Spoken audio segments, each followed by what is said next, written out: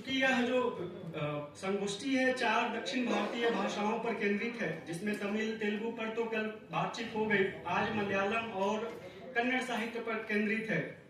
और कन्नड़ साहित्य पर बातचीत करने के लिए हमारे बीच 4 विद्वान कन्नड़ भाषा के हमारे इस संगोष्ठी में मौजूद हैं।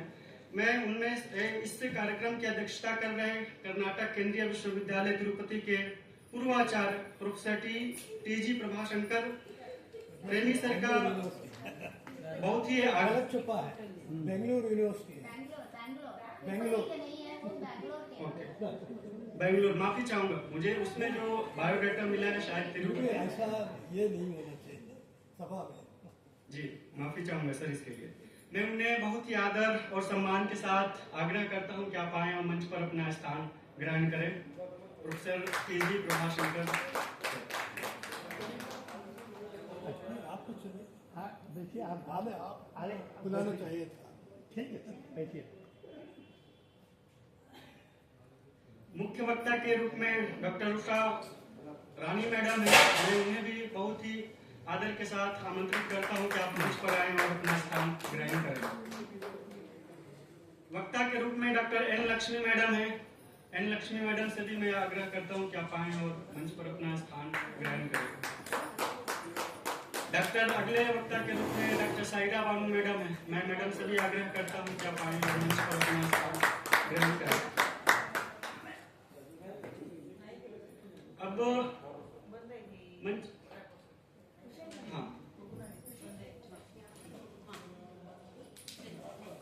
कुलकर्णी सर से भी आग्रह, मंचस्थ अतिथियों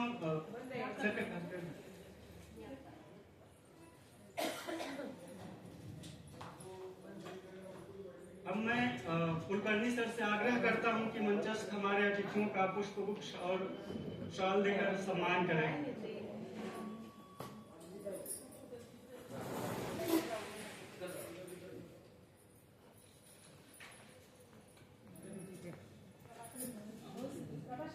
प्रभाशंकर सर का कुलकर्णी सर आप पुष्पगुच्छ और शॉल और मेमेंटो देकर उनका सम्मान करें।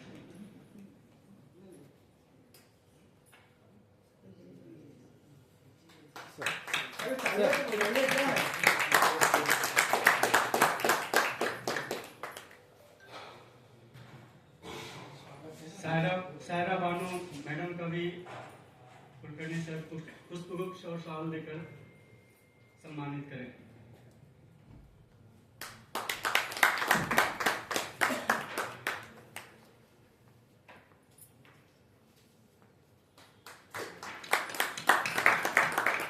मुख्य वक्ता डॉक्टर उषा रानी मैडम का भी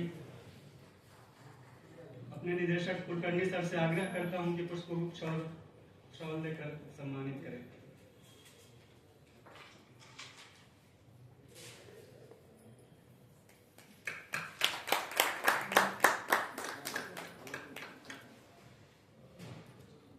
अगले वक्ता एन लक्ष्मी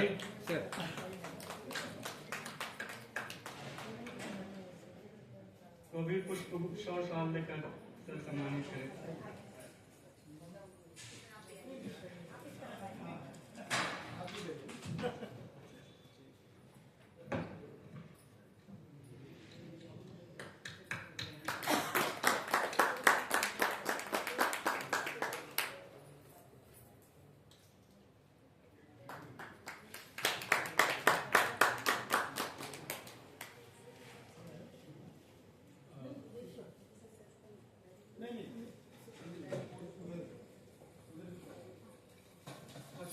ठीक है, अब मैं बिना किसी विलंब के इस संगोष्ठी की औपचारिक शुरुआत करते हैं। चूंकि यह संगोष्ठी कन्नड़ साहित्य पर केंद्रित रही है और कन्नड़ साहित्य से हम लोग का परिचय बहुत ही संक्षिप्त रूप में भारतीय साहित्य के एक पेपर के रूप में अक्का महादेवी और बसवन्ना के कुछ वचनों से हुई है। तो मैं इस संगोष्ठी की औपचारिक शुरुआत अक्का महादेवी की एक वचन निर्वस्त्र हूँ नग्न नहीं से शुरुआत करना चाहूंगा।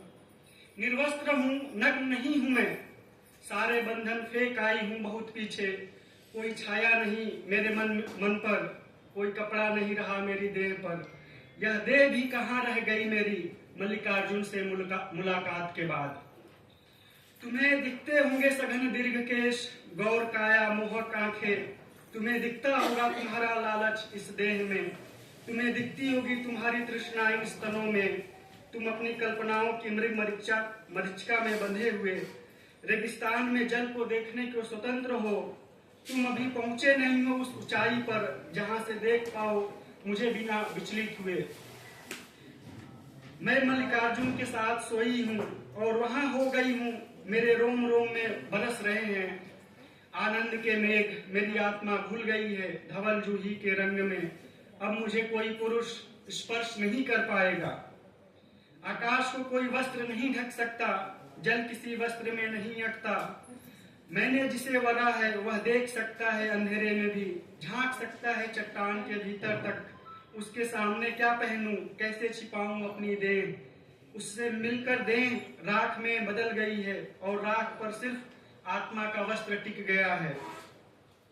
तन के यूं मन के वस्त्र भी आखिर बंधन ही है ना, मैंने ओढ़ लिया मल्लिका के सफेद फूलों को अपनी चेतना के अदृश्य देह पर और बदल गई हूँ सतरंगी धवल प्रकाश में। अब मल्लिकार्जुन के अलावा किसी का हुक्म नहीं चलता मुझ पर, कोई रूप कोई शब्द कोई ज्ञान विचलित नहीं कर सकता मुझे। मैंने अपने एकांत में पाया है विराट विश्व, मेरे भीतर सुलग रहा है प्रेम, झर रही हूँ पल पल भस्म की तरह, बह रही हूँ जूही की सुगंध की तरह। धन्यवाद। ये अक्क महादेवी कन्नड़ साहित्य की एक विद्रोही दिगंबर कवित्री के रूप में हमारे सामने उनसे परिचय है। इस वजह से मैंने उनकी कविता का वाचन करने से अपने आप को खुद से नहीं रोक पाया। बहुत बहुत धन्यवाद। अब वक्ता के रूप में मैं डॉक्टर एन लक्ष्मी मैडम से आग्रह करता हूं कि आप आए और अपनी बात इन सबके सामने अपने तय समय सीमा के अंतर्गत रखें। N Lakshmi madam.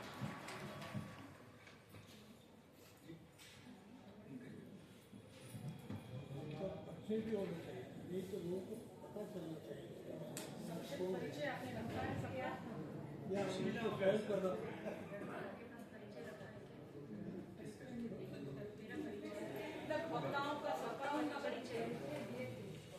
समय की दूसरी कर लीजिए थोड़ा आपको परिचय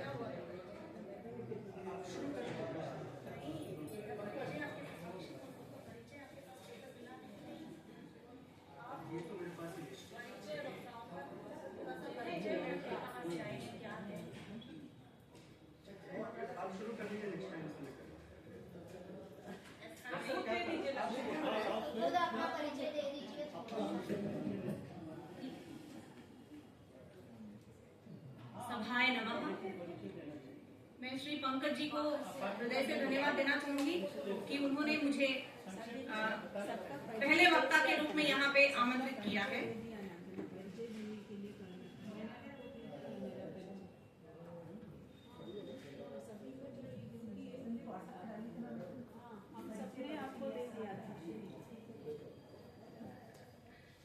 ठीक है, मैं संक्षिप्त में अपना परिचय बताकर फिर मैं शुरू करूंगी। मेरी मातृभाषा तमिल है, घर में हम तमिल बोलते हैं, लेकिन कर्नाटक में पैदा हुई थी, इसीलिए कन्नड़ भाषा में मेरी शिक्षा दीक्षा हुई है। तो मैं कन्नड़ और हिंदी साहित्य में काम करती हूँ। मैं हिंदी की प्रोफेसर हूँ। 11 साल मैंने दक्षिण भारत हिंदी प्रचार सभा मद्रास में मैंने अपनी सेवाएं दी। उसके बाद 2011 से 15 साल हो गए हैं मैं अंडमान निकोबार द्वीप समूह के अलग अलग महाविद्यालयों में संघ लोक सेवा आयोग द्वारा चयनित होकर मैं वहां के महाविद्यालयों में पिछले 15 साल से कार्यरत हूँ। तो अपनी बात रखने से पहले मैं केंद्रीय हिंदी संस्थान के अध्यक्ष आदरणीय डॉक्टर सुनील कुलकर्णी जी का हृदय से धन्यवाद देना चाहूंगी। डॉक्टर गंगाधर वानोडे जी का भी हृदय से धन्यवाद देना चाहूंगी और यहाँ के सभी कार्यकर्ताओं को मैं पहले धन्यवाद से अपनी बात रखना चाहूंगी। तो सर, आप सभी को मैं हृदय से धन्यवाद देना चाहूंगी कि आपने मुझे वहां से यहाँ आने का एक अवसर दिया और यहाँ पे मैं अपने प्रपत्र वाचन करने का आपने मुझे जो अवसर दिया है उसके लिए मैं हृदय से आपके प्रति आभारी हूँ और मैं धन्यवाद व्यक्त करती हूँ। तो आज के इस सत्र का अध्यक्षता कर रहे आदरणीय डॉक्टर प्रभाशंकर प्रेमी जी, सर आपको मैं नमन करती हूँ ग्रुप में उषा रानी राव जी हैं, मैडम आपको भी मैं नमन करती हूँ। मेरी सखी साहिरा बानू जी हैं, उनको भी मैं नमन करते हुए मेरे सम्मुख मेरी गुरु माता जी हैं, भवानी जी हैं, श्रीलता जी हैं, नीरजा जी हैं, समस्त दिग्गज और आप सभी को मैं प्रातःकालीन प्रणाम करते हुए अपनी बातें जो समय सीमा है उसके अंदर मैं रखने का प्रयास करूंगी। मुझे जो विषय दिया गया है उसका शीर्षक है कन्नड़ साहित्य में मूलभूत कौशल का विकास। तो जब मैंने इस शीर्षक को देखा तो मुझे इसमें 4 शब्द नजर आए। एक है कन्नड़, दूसरा है साहित्य, तीसरा है मूलभूत, चौथा है कौशल। मैंने इनको प्रत्येक शब्द के अलग अस्तित्व को मैंने देखा। मुझे लगा कि कन्नड़ एक भाषा है जो सदियों से चली आ रही है, जिसका एक प्राचीन इतिहास है, जिसका एक प्राचीन काल से साहित्यिक धरोहर चली आ रही है। एक ऐसी भाषा है जिसके 8 कवियों को ज्ञानपीठ पुरस्कार से सम्मानित किया गया है। इसकी भावगीत, जो हम गीत बोलते हैं, तो यहाँ पे भावगीत, ऐसे उत्कृष्ट भावगीतों की रचना सृजन यहाँ के कवि मनीषियों ने किया है। तो कन्नड़ भाषा और कन्नड़ साहित्य अपने आप में एक महत्वपूर्ण स्थान रखता है भारतीय भाषा या भारतीय साहित्य के अंतर्गत। दूसरा जो शब्द है साहित्य। साहित्य तो हम सभी जानते हैं, साहित्यस्य भावः साहित्य, जो सबके हित का काम करता है वो साहित्य है। तो अभी हमने कन्नड़ भाषा को देखा और कन्नड़ भाषा में जो लिखित साहित्य है उसकी चर्चा यहाँ पे हो रही है। तो तीसरा जो शब्द है मूलभूत, ये जो मूलभूत शब्द है ये भी अपने आप में एक महत्वपूर्ण शब्द है, क्योंकि कोई भी काम हम करते हैं उसकी एक नींव होती है। एक बिल्डिंग बनाते हैं तो उसके लिए एक नींव की जरूरत होती है। तो कोई भी काम हम करते हैं तो उसके लिए एक रूपरेखा की जरूरत होती है। एक मन में एक तर्क वितर्क या चिंतन मंथन की जरूरत होती है, जो कि एक मूलभूत शब्द कर सकता है। और जहां चौथा शब्द है कौशल। जब हमने चिंतन मंथन कर लिया है, अब उसकी बारी आती है अभिव्यक्ति की। जैसे हम उसकी अभिव्यक्ति करते हैं वहां पे कौशलता की जरूरत होती है। बिना कौशल के हम अभिव्यक्त नहीं कर सकते हैं। अब अभिव्यक्ति के कई सारे स्टेजेस हैं। उसमें सबसे पहले तो भाषा है, क्योंकि साहित्य और भाषा एक सिक्के के 2 पहलू हैं जिनको कभी हम अलग कर ही नहीं सकते हैं। साहित्य के बिना भाषा नहीं है और भाषा के बिना साहित्य नहीं है, क्योंकि साहित्य की रचना भाषा से ही संभव है और भाषा के माध्यम से ही साहित्य की अभिव्यक्ति भी हम करते हैं। तो इसीलिए एक सिक्के के 2 पहलू हैं, भाषा और साहित्य, और इनको हम एक दूसरे से विच्छेदित करके हम देख ही नहीं पाते हैं। तो ऐसे में जब उसकी अभिव्यक्ति की बात आती है तो वहां पे कौशलता या कुशलता की आवश्यकता होती है। तो ये एक शोध सार के रूप में मैंने इस जो विषय यहाँ पे दिया गया है इसको मैंने ऐसा समझा है कि एक प्रत्येक जो शब्द है इनका अपना एक अस्तित्व है, और इनमें से एक भी शब्द यदि यहाँ छूट जाता है तो फिर वो लड़खड़ाने लगती है। तो इसीलिए यहाँ पे प्रत्येक शब्द एक मायने रखता है और प्रत्येक शब्द को साथ लेकर चलना इस विषय या आज की संगोष्ठी का मूल उद्देश्य है। तो ये रही एक इस शीर्षक को समझने की मेरी दृष्टि। अब मैं ज्यादा विस्तार से नहीं जाऊंगी, हालांकि प्रपत्र में मैंने सब लिखा हुआ है। साहित्य और भाषा के बीच में जो संबंध है उसके लिए देखिए कहा जाता है, the study of literature literary language is generally taken to be the most powerful and complex language developed by a community।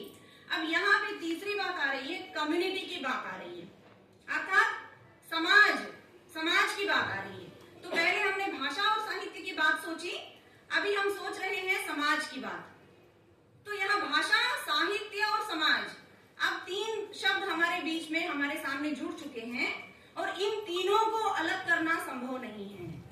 क्यों? क्योंकि भाषा का प्रयोग मनुष्य के द्वारा किया जा रहा है, भाषा का प्रयोग मनुष्य के द्वारा किया जा रहा है, और मनुष्य अंग है। मनुष्य समाज से अपना जो भी है तत्व या उद्देश्य जो भी है वो समाज से, वातावरण से वो अपना कुछ भावनाओं को ग्रहित करता है और फिर अपने साहित्य के माध्यम से, अपनी रचनाओं के माध्यम से वो पुनः समाज को दे रहा है। तो साहित्य का एक मूल उद्देश्य हो गया है समाज को सही दिशा दीप्त करना या सही दिशा दिखाना या सही रास्ता दिखाना, और समाज को सही रास्ता दिखाने के जरिए व्यक्ति को सही रास्ता, यानी पहले व्यक्ति को सही रास्ता दिखाना, उसके बाद वहां से व्यक्ति से चलकर यानी व्यष्टि से समष्टि की जो यात्रा है वो भाषा, साहित्य और समाज, ये एक त्रिकोण के रूप में चलता है और इन त्रिकोण को हम अलग करके कभी देख ही नहीं सकते हैं।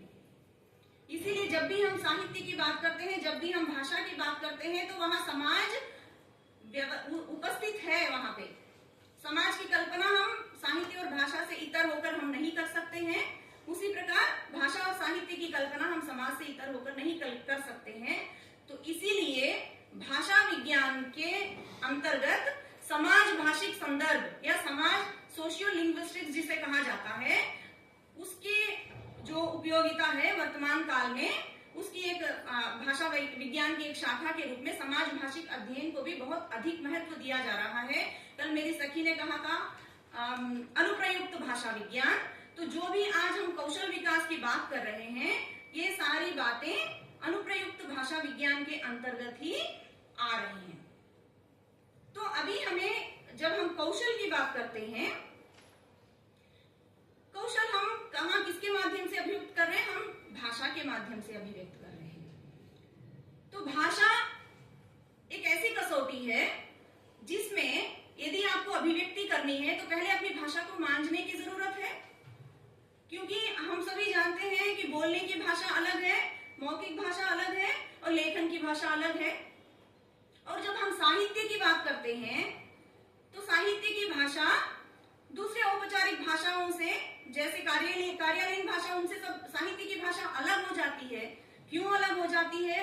क्योंकि साहित्यिक भाषा में वही पात्र, वही चरित्र का उद्घाटन एक कवि या साहित्यकार कर रहा है जो एक आम इंसान है, एक सामान्य पाठक है, एक सामान्य व्यक्ति है जिसके जीवन में जो घटनाएं घटित हो रही हैं वो स्वयं रचनाकार भी हो सकता है या उसके आसपास का कोई भी व्यक्ति भी हो सकता है, कोई भी मनीषी हो सकता है, जिसके जीवन की घटना के आधार पर लेखक हमें कुछ मार्गदर्शन कर रहे हैं। तो ऐसे में उसमें विशिष्ट भाषा का भी प्रयोग हो रहा है, सामान्य भाषा का भी प्रयोग हो रहा है, पात्रानुकूल भाषा का भी प्रयोग हो रहा है, सांकेतिक भाषा का भी प्रयोग हो रहा है, रिश्ते नाते शब्दावली का भी प्रयोग हो रहा है, गंभीर भाषा का भी प्रयोग हो रहा है, आंगिक भाषाओं का भी प्रयोग हो रहा है। कभी कभी मौन रहकर चिन्हों के माध्यम से भी बहुत सारी अभिव्यक्ति साहित्यकार कर देता है। तो ये सारी कुशलताएं, कल जो भाषा के जो 4 जो सामान्य तत्व हैं, बोलना, पढ़ना, लिखना, सुनना, इन 4 जो कौशल हैं, उन चारों कौशलों का साहित्यकार अपने अपने ढंग से, अपने अपने परिवेश के अनुकूल वो उसका प्रयोग करता है। यही कारण है कि मेरी सोच, मेरा परिवेश और मेरा लेखन अलग है, मैडम का अलग है, उनका अलग है, उनका अलग है। तो साहित्यकार एक ही समाज में रहते हुए भी वो जिस परिवेश में वो रह रहा है, जिस प्रकार की भावनाएं उसके अंदर पुष्पित हो रहे हैं या पल्लवित हो रहे हैं, उसके अनुकूल वो शब्दों का ग्रहण कर रहा है और वो वापस उस समाज को वो दे रहा है। इससे क्या हो रहा है? शैली भेद उत्पन्न हो रहा है। तो जब अभिव्यक्ति की बात हो रही है, कौशल सबके अंदर है, लेकिन यहाँ पे अभिव्यक्ति की जब बात आ रही है तो वहां पे शैली की बात हो रही है। तो एक एक कवि के ऊपर, रचनाकार के ऊपर और उनके ऊपर समाज का जिस तरह का प्रभाव है, जिस तरह के भावों को उन्होंने ग्रहण किया है, जिस तरह भाषा को उन्होंने अपने जीवन में एक कसौटी के रूप में माना है और जिस तरह भाषा को उन्होंने मांझ के रचनाकार ने भाषा को ग्रहित किया है, तो कभी कभी सामान्य भाषा का प्रयोग करते हुए भी उसमें बहुत गहरी मार्मिकता उत्पन्न कर जाती है। तो ये साहित्य के माध्यम से ही संभव है।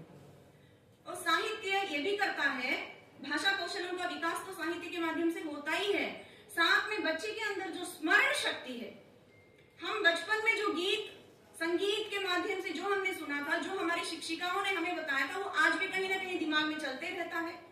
और इसके साथ साथ स्मरण शक्ति के साथ साथ भाषा को कैसे कहाँ प्रयोग करना है, ये भी एक शिक्षा का ही माध्यम है। और शिक्षा के माध्यम से यदि इस बात को बच्चे के अंदर हम बहुत ठीक तरीके से इसको सिखा देते हैं, तो फिर भाषा शिक्षण में मुझे लगता है कोई भी कमी महसूस नहीं होगी। आजकल हम शिक्षकों के रूप में हम ये देखते हैं कि बच्चे न हिंदी ठीक से लिख पाते हैं, न अंग्रेजी ठीक से लिख पाते हैं। लिखावट में बच्चों को कहीं ना कहीं कमी हो रही है, और पढ़ने में भी, पठन में भी बच्चों को मुश्किलें, बाधाएं आ रही हैं। तो हमें इन चार कौशलों को कहीं ना कहीं हमने पीछे छोड़ दिया है।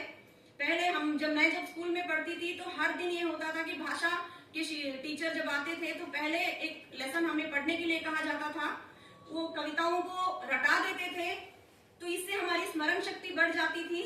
लेकिन आज ये जो शिक्षा व्यवस्था है या जो भी आजकल जो हम पालन कर रहे हैं, उसमें रटने रटाने की ऐसी कोई बात ही नहीं है, जिसके कारण बच्चे के अंदर की जो स्मरण शक्ति है वो कम होती जा रही है। और दूसरी तरफ कल्पनाशीलता नहीं है, कल्पना करने के लिए हम स्थान ही नहीं दे पा रहे हैं। कहीं ऑब्जेक्टिव टाइप का क्वेश्चंस भी दिया जा रहा है तो बच्चों को लग रहा है कि चलो टिक लगा दे, अंटी मंटी चावल घंटी गज का पेपर डाम डूम डुया डुस, जहां डुस आया तो टिक लगा दो। हम लोग करते थे बचपन में, इसीलिए बोल रही हूँ। ऐसे मतलब ये सब सारे खेल होते थे, हमारे बीच में भी होते थे, जो आजकल बहुत ज्यादा हो गया है। तो अभी हम नेशनल जो टेस्ट एनईटी नेट का जो एग्जाम लिखते थे, पहले व्याख्या के रूप में प्रश्न दिए जाते थे, आप विश्लेषणात्मक उत्तर लिखना होता था। आजकल वो सारा हटा दिया है, जिसके कारण आज क्या हो रहा है, बच्चे के अंदर जो पढ़ने की क्षमता है, बोलने की क्षमता है, लिखने की क्षमता है, एक भाषा शिक्षक होने के नाते मैं देख रही हूँ कि मेरा बच्चा न ठीक से किसी भाषा को पढ़ पा रहा है, न किसी भाषा को लिख पा रहा है, न किसी भाषा को बोल पा रहा है। तो ये कमी है, क्या शिक्षकों की कमी है या फिर छात्रों की कमी है या हमारे जो व्यवस्था है उसकी कमी है, इस बात पे सोचने की जरूरत है। मैं आगे अभी कन्नड़ साहित्य में किस प्रकार से हम वो भावना को पैदा कर सकते हैं, एक दो उदाहरण के साथ मैं अपनी बात को समाप्त करना चाहूंगी। ऐसे एक भाषा शिक्षक की क्या भूमिका हो सकती है। देखिए, बसवन्ना का आप सभी ने नाम सुना ही है। बसवन्ना बहुत प्रसिद्ध वचन साहित्यकार थे। उन्होंने बहुत आंदोलन किया था, जाति भेद, जैसे हम कबीर की बात करते हैं हिंदी साहित्य में, तो बसवन्ना ने ऐसे आंदोलन किया था। उनकी उन्होंने जो भी बात कही थी उसको वचन कहा जाता है। तो उनका एक वचन है, उच्चारण यहाँ पे बहुत मायने रखता है। जब हम एक भाषा शिक्षक को उच्चारण सबसे ज्यादा मायने रखने वाली बात होती है, हमें उच्चारण पर ध्यान देना होता है। देखिए, कळಬೇಡ ಕೊಲಬೇಡ ಹುಸಿಯ ನುಡಿಯಲು ಬೇಡ ಮುನಿಯಬೇಡ ಅನ್ಯರ ಕಂಡರೆ ಅಸಹ್ಯ ಪಡಬೇಡ ತನ್ನ ಬಣ್ಣಿಸಬೇಡ ಇದಿರ ಹಳಿಯಲು ಬೇಡ ಇದೇ ಅಂತರಂಗ ಶುದ್ಧಿ ಇದೇ ಬಹಿರಂಗ ಶುದ್ಧಿ ಇದೇ ನಮ್ಮ ಕೂಡಲ ಸಂಗಮ ದೇವನ ಒಲಿಸುವ ಪರಿ। इसका मैं अर्थ भी बताऊंगी आपको। पहले मैं भाषा पर जा रही हूँ, शब्द पर आप वर्ण पर आप ध्यान दीजिए। पहला जो शब्द है कड़ा, ला ला ला का उच्चारण है, कड़ा बेड़ा यानी चोरी नहीं करना है। कोला बेड़ा, अब यहाँ पे ला है, ला का उच्चारण है। यदि वहां पे बच्चा ला के बदले दूसरे शब्द में ला के बदले यदि ला का उच्चारण करेगा, कोड़ा बेड़ा, तो कोड़ा मतलब पांड, सरोवर, तालाब, जो भी आप बोलिए, अर्थ बदल जाता है। तो भाषा शिक्षकों को इन बात पर बहुत ज्यादा ध्यान देने की जरूरत होती है कि हमें शब्दों का उच्चारण सही करना है। और पहला शब्द है कला बेड़ा। अब यहाँ पे ला के बजाय हम यदि ला का उच्चारण करते हैं कला बेड़ा, तो यहाँ पे कला यानी मिक्सचर, अर्थ का अनर्थ हो जाता है। तो इस बात पे हमें बहुत सावधानी से बच्चों को सिखाना है। कला बेड़ा, कोला बेड़ा। अब यहाँ पे एक और शब्द है बेड़ा। बेड़ा का यदि मैं भाषिक तौर पर विश्लेषण करती जाऊंगी तो बेड़ा एक नकारात्मक शब्द है। यानी हिंदी में यदि हम बोलते हैं मत करो, मत बेड़ा, नहीं करो, अब मत करो ना, क्यों करते हो, कितने सारे तरीके से हम इसको अभिव्यक्त कर सकते हैं। तो यहाँ पे एक बेड़ा शब्द एक नकारात्मक शब्द होने के बावजूद बसवन्ना ने इसे एक सकारात्मक ढंग से प्रस्तुत किया है। और ये जो पद मैंने अभी जो वचन आपके सामने प्रस्तुत किया, एक संबोधन शैली में लिखा गया है। यदि मैंने कहा मत करो, यानी यदि आप मेरे सामने वाला कौन है आप नहीं देख रहे हैं, लेकिन मेरी बातों से आपको लग रहा है कि वहां सामने कोई है जिसके पास मैं कह रही हूं ऐसा मत करो, एक संबोधन हो रहा है वहां पे। अब कवि वचनकार हम मनुष्यों से संबोधित कर रहे हैं, यहाँ पे एक संबोधन शैली इसके अंतर्गत छिपी हुई है। तो एक भाषा शिक्षक का ये दायित्व है कि इस बात को उस बच्चे के सामने रखें कि कैसे एक पद के माध्यम से एक संबोधन शैली वहां पे छिपी हुई है। भाषा शिक्षक के ऊपर ये निर्भर करता है। तो एक एक पद, जो एक एक शब्द है यहाँ पे, उसका एक एक निश्चित अर्थ है। उस अर्थ को यदि थोड़ा भी हम इधर उधर, मात्राओं की गलती हो जाती है, लिखावट में कोई अशुद्धि आ जाती है, अर्थ का अनर्थ हो जाता है। और ये हिंदी भाषा में नहीं, कन्नड़ भाषा में भी ये संभव है। इस बात को मैं आपके सामने मैं रखना चाहती थी। तो अभी एक भाषा शिक्षक होने के नाते मेरा दायित्व है प्रत्येक शब्द को सही उच्चारित ढंग से मैं बच्चे के सामने रखूं और उसके एक एक शब्द का जो अर्थ है उसको मैं समझा पाऊं। तो इस पूरा वचन है, इसका अर्थ ये है, कड़ाबेड़ा कोलबेड़ा, चोरी मत करो, किसी की हत्या मत करो, हुसी या नुड़ी या नुबेड़ा, हुसी यानी कि झूठ, कभी झूठ नहीं बोलना है, यानी सत्य का पालन करो। मुनिया बेड़ा, गुस्सा, कभी नाराजगी आप किसी से मत करो। अन्य कंडरे असह्य पड़बेड़ा, यहाँ पे अन्य वचन साहित्य वचनकार के लिए अन्य मतलब जो अन्य जाति के लोग हैं उनसे आप कभी भेदभाव मत करो। तन्ना बन्नी सा बेड़ा, जब देखो तुम अपनी तारीफ, अपनी बड़ाई, खुद की बड़ाई मत करो। इधीरा हड़ी अलू बेड़ा, दूसरों की निंदा भी मत करो। इदे अंतरंग शुद्धि, यदि एक इंसान इन सारी बातों को यदि पालन करेगा तो ये तुम्हारी अंतरंग शुद्धि होगी। और वो अंतरंग जहाँ पे हम मानते हैं कि ईश्वर वास करता है तो उसे शुद्ध रखना बहुत जरूरी है।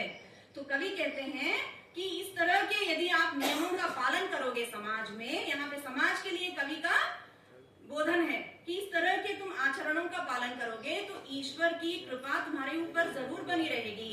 और यहाँ पे कूड़ल संगम देवा, क्योंकि बसवन्ना अपने जो इष्ट देवता लिंग थे उनको कूड़ल संगमा कहते थे, तो कूड़ल संगम देवा की जो कृपा दृष्टि है तुम्हारे ऊपर बनी रहेगी। इसी तरह एक भक्त कवि पुरंदरदास, आप सभी ने नाम भी सुना होगा, वो प्रसिद्ध कीर्तनकार थे। जिह्वा, जैसे कल ऋषभदेव शर्मा सर भी बोल रहे थे, कैसे हमें वाणी पर अपने ध्यान देना है। उन्होंने लिखा है, आचारविಲ್ಲದ नालिगे निन्न नीच गुणव बिडु नालिगे। आचारविಲ್ಲದ नालिगे, वहां पे पहली पंक्ति में निन्ना शब्द आ गया है। अब यहाँ पे कहाँ रोकना है, कौन से शब्द से आगे चलना है, ये सारे भाषा शिक्षक के ऊपर के दायित्व है। आचारविಲ್ಲದ नालिगे निन्न नीच गुणव बिडु नालिगे, ವಿಚಾರವಿಲ್ಲದೆ ಪರರ ದೂಷಿಪುದಕ್ಕೆ ಚಾಚಿಕೊಂಡಿರುವಂತ ನಾಲಿಗೆ, ಇದ್ದ ಮಾತನಾಡು ನಾಲಿಗೆ ಹಿಡಿದೊದ್ದರು ಹುಸಿ ಬೇಡ ನಾಲಿಗೆ, ಇದ್ದುಕೊಂಡು ಉಣ್ಣು ಅಮೃತಾನ್ನಗಳನ್ನು ಬುದ್ಧಿಯಲ್ಲಿರು ಕಂಡೆಯ नालिगे। जो बसवन्ना ने जो बात कही है वही आगे चलकर पुरंदरदास भी इसी प्रकार की बात करते हैं कि जो वाणी को आपको हमेशा सावधानी से प्रयोग करना चाहिए। जिह्वा के लिए कहते हैं कि तुम अपने काबू में तुम रहो, ऐसे कैंची की तरह तुम मत चला करो। और किसी को नीच दिखाने के लिए तुम्हारी जुबान कभी नहीं चलनी चाहिए। कभी किसी को तुम गाली गलौज भी मत करो। और इसीलिए यदि तुम्हारी जुबान यदि सामने आई है तो ऐसा आचरण बिल्कुल उचित नहीं है, ठीक नहीं है। तो इस प्रकार एक तत्व भी, एक नैतिक धर्म भी कवि के ऊपर है या फिर साहित्यकार के ऊपर है। और भाषा शिक्षक होने के नाते हमारा भी दायित्व है कि उसके अंदर की भाषा शैली और तमाम चीजों को उजागर करते हुए एक सामाजिक न्याय को भी स्थापित करना एक भाषा शिक्षक के दायित्व के अंतर्गत आता है। तो एक और जो कवि है जनार्दन केसर गद्दे, मैं बस थोड़ा सा उसका मैं बता के मैं समाप्त करूंगी।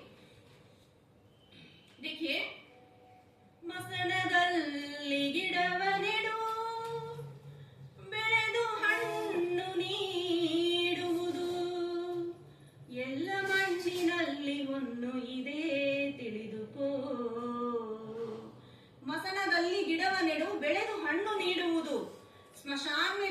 आप कोई बीज डालेंगे, बीज बोएंगे, तो वो भी एक पेड़ बनकर आपको फल देगा।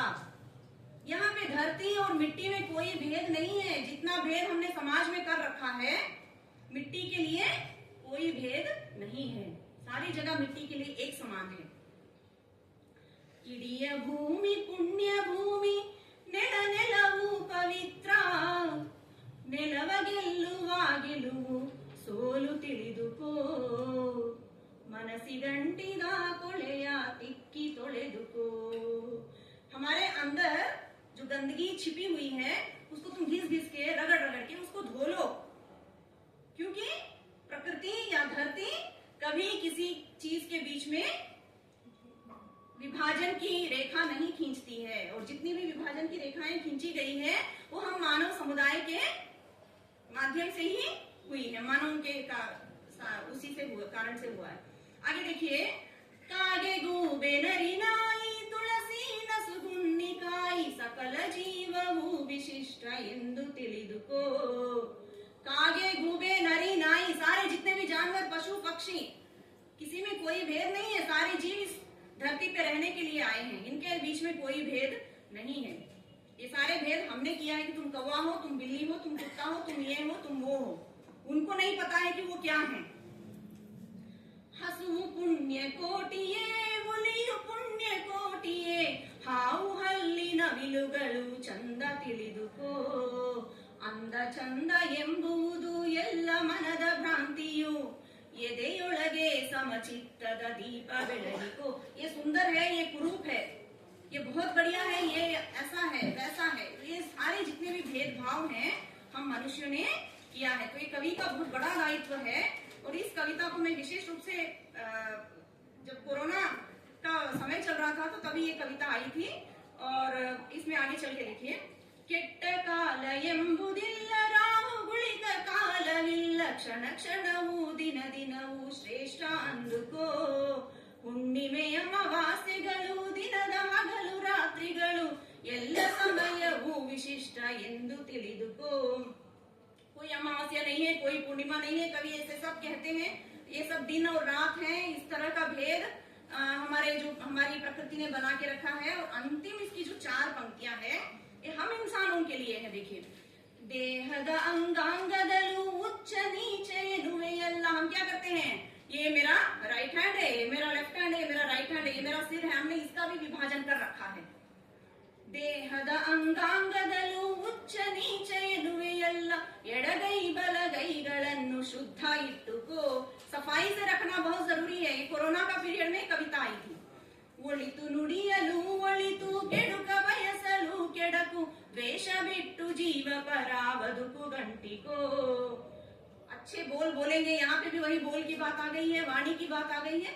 ಒಳಿತು ನುಡಿಯಲು ಒಳಿತು, ಕೆಡುಕ ಬಯಸಲು, किसी की आप हानि पहुंचाएंगे किसी को, तो आपकी भी हानि होगी। जिसके लिए हमने गड्ढा खोदा है, स्वयं उस गड्ढे में गिरेंगे। पुरानी बातें ही हैं, लेकिन एक साहित्य शिक्षक ही इन सारी बातों को बच्चों के सामने, छात्रों के सामने रख सकते हैं। और यदि एक अच्छा छात्र निर्मित होता है, तो आगे एक अच्छा नागरिक बनेगा और एक समाज, अच्छे समाज का निर्माण होगा। इसलिए भाषा शिक्षक होने के नाते हमारे ऊपर बहुत दायित्व है। और मैं यहीं पे अपनी वाणी को विराम देती हूँ। अब तक मुझे आपने बहुत तल्लीनता के साथ सुना। मैं पुनः एक बार केंद्रीय हिंदी संस्थान के सभी आदरणीय सुनील जी को, हमारे अध्यक्ष महोदय को, सभी को, इस सत्र के अध्यक्ष जी को, सभी को मैं नमन करते हुए अपनी वाणी को विराम देती हूँ। बहुत बहुत धन्यवाद। धन्यवाद मैडम। बहुत ही आपने सारगर्भित बात अपनी वक्तव्य में कही। हमें अगले वक्ता एक फिल्मी गीत है जो मुझे अभी उसका कुछ मुकड़ा याद आ रहा है, जो परिचय के संदर्भ में मेरे जहन में उभर के आ रहा था। नाम गुम जाएगा, चेहरा ये बदल जाएगा, मेरी आवाज ही पहचान है, गर याद रहे। जितनी प्यारी कोकिल कंठ में मैडम ने, एन लक्ष्मी मैडम ने अपनी बात की, आवाज गुजती रहेगी। आप किया हुआ काम, मलिक मोहम्मद जैसी अपने पद्मावत में कहते हैं, फूल मरे पर मरे न बासु। ये जो उसकी खुशबू है ना, वो कभी समाप्त नहीं होती। हमारी एकेडमिक्स की दुनिया में हमारा किया हुआ ही हमारे आने वाली पीढ़ी के लिए एक परिचय रह जाता है। पर मैं इसके लिए माफी चाहूंगा कि मेरे पास वो आत्मवृत्त नहीं था, वो एक बायोडाटा, एक परिचय मेरे पास वो नहीं आ पाया था, इस वजह से उसको मैं नहीं पाया था। फिर भी अभी मिल गया है। मैं अगले वक्ता के रूप में साइरा बानो मैडम को आमंत्रित करता हूं कि मैडम आप आए और अपनी बात अपने एक तय समय सीमा के अंतर्गत रखें। मैडम का एक संक्षिप्त परिचय इस तरीके से है कि मैडम उच्च शिक्षा और शोध संस्थान दक्षिण भारत हिंदी प्रचार सभा मद्रास के हैदराबाद केंद्र पर विभागाध्यक्ष के रूप में कार्यरत हैं, प्रभारी विभागाध्यक्ष के रूप में। लगभग 1 दर्जन से भी ज्यादा संपादित और पुस्तकों का उन्होंने संपादन किया है और अलग अलग सेमिनार और संगोष्ठियों में सहभागिता की है मैडम ने। विद्वत्मा साहित्य सेवक सम्मान, साहित्य संचय शब्दश्री सम्मान, शिक्षा रत्न सम्मान, शिक्षा शिरोमणि सम्मान, ये तमाम अलग अलग सम्मानों से मैडम सम्मानित हैं। मैं मैडम को मंच पर बहुत ही आदर और सम्मान के साथ आमंत्रित करता हूं कि आप आएं और अपना वक्तव्य तय सीमा के अंतर्गत रखें, क्योंकि हमें अगले सत्र को भी शुरू रखना है। जी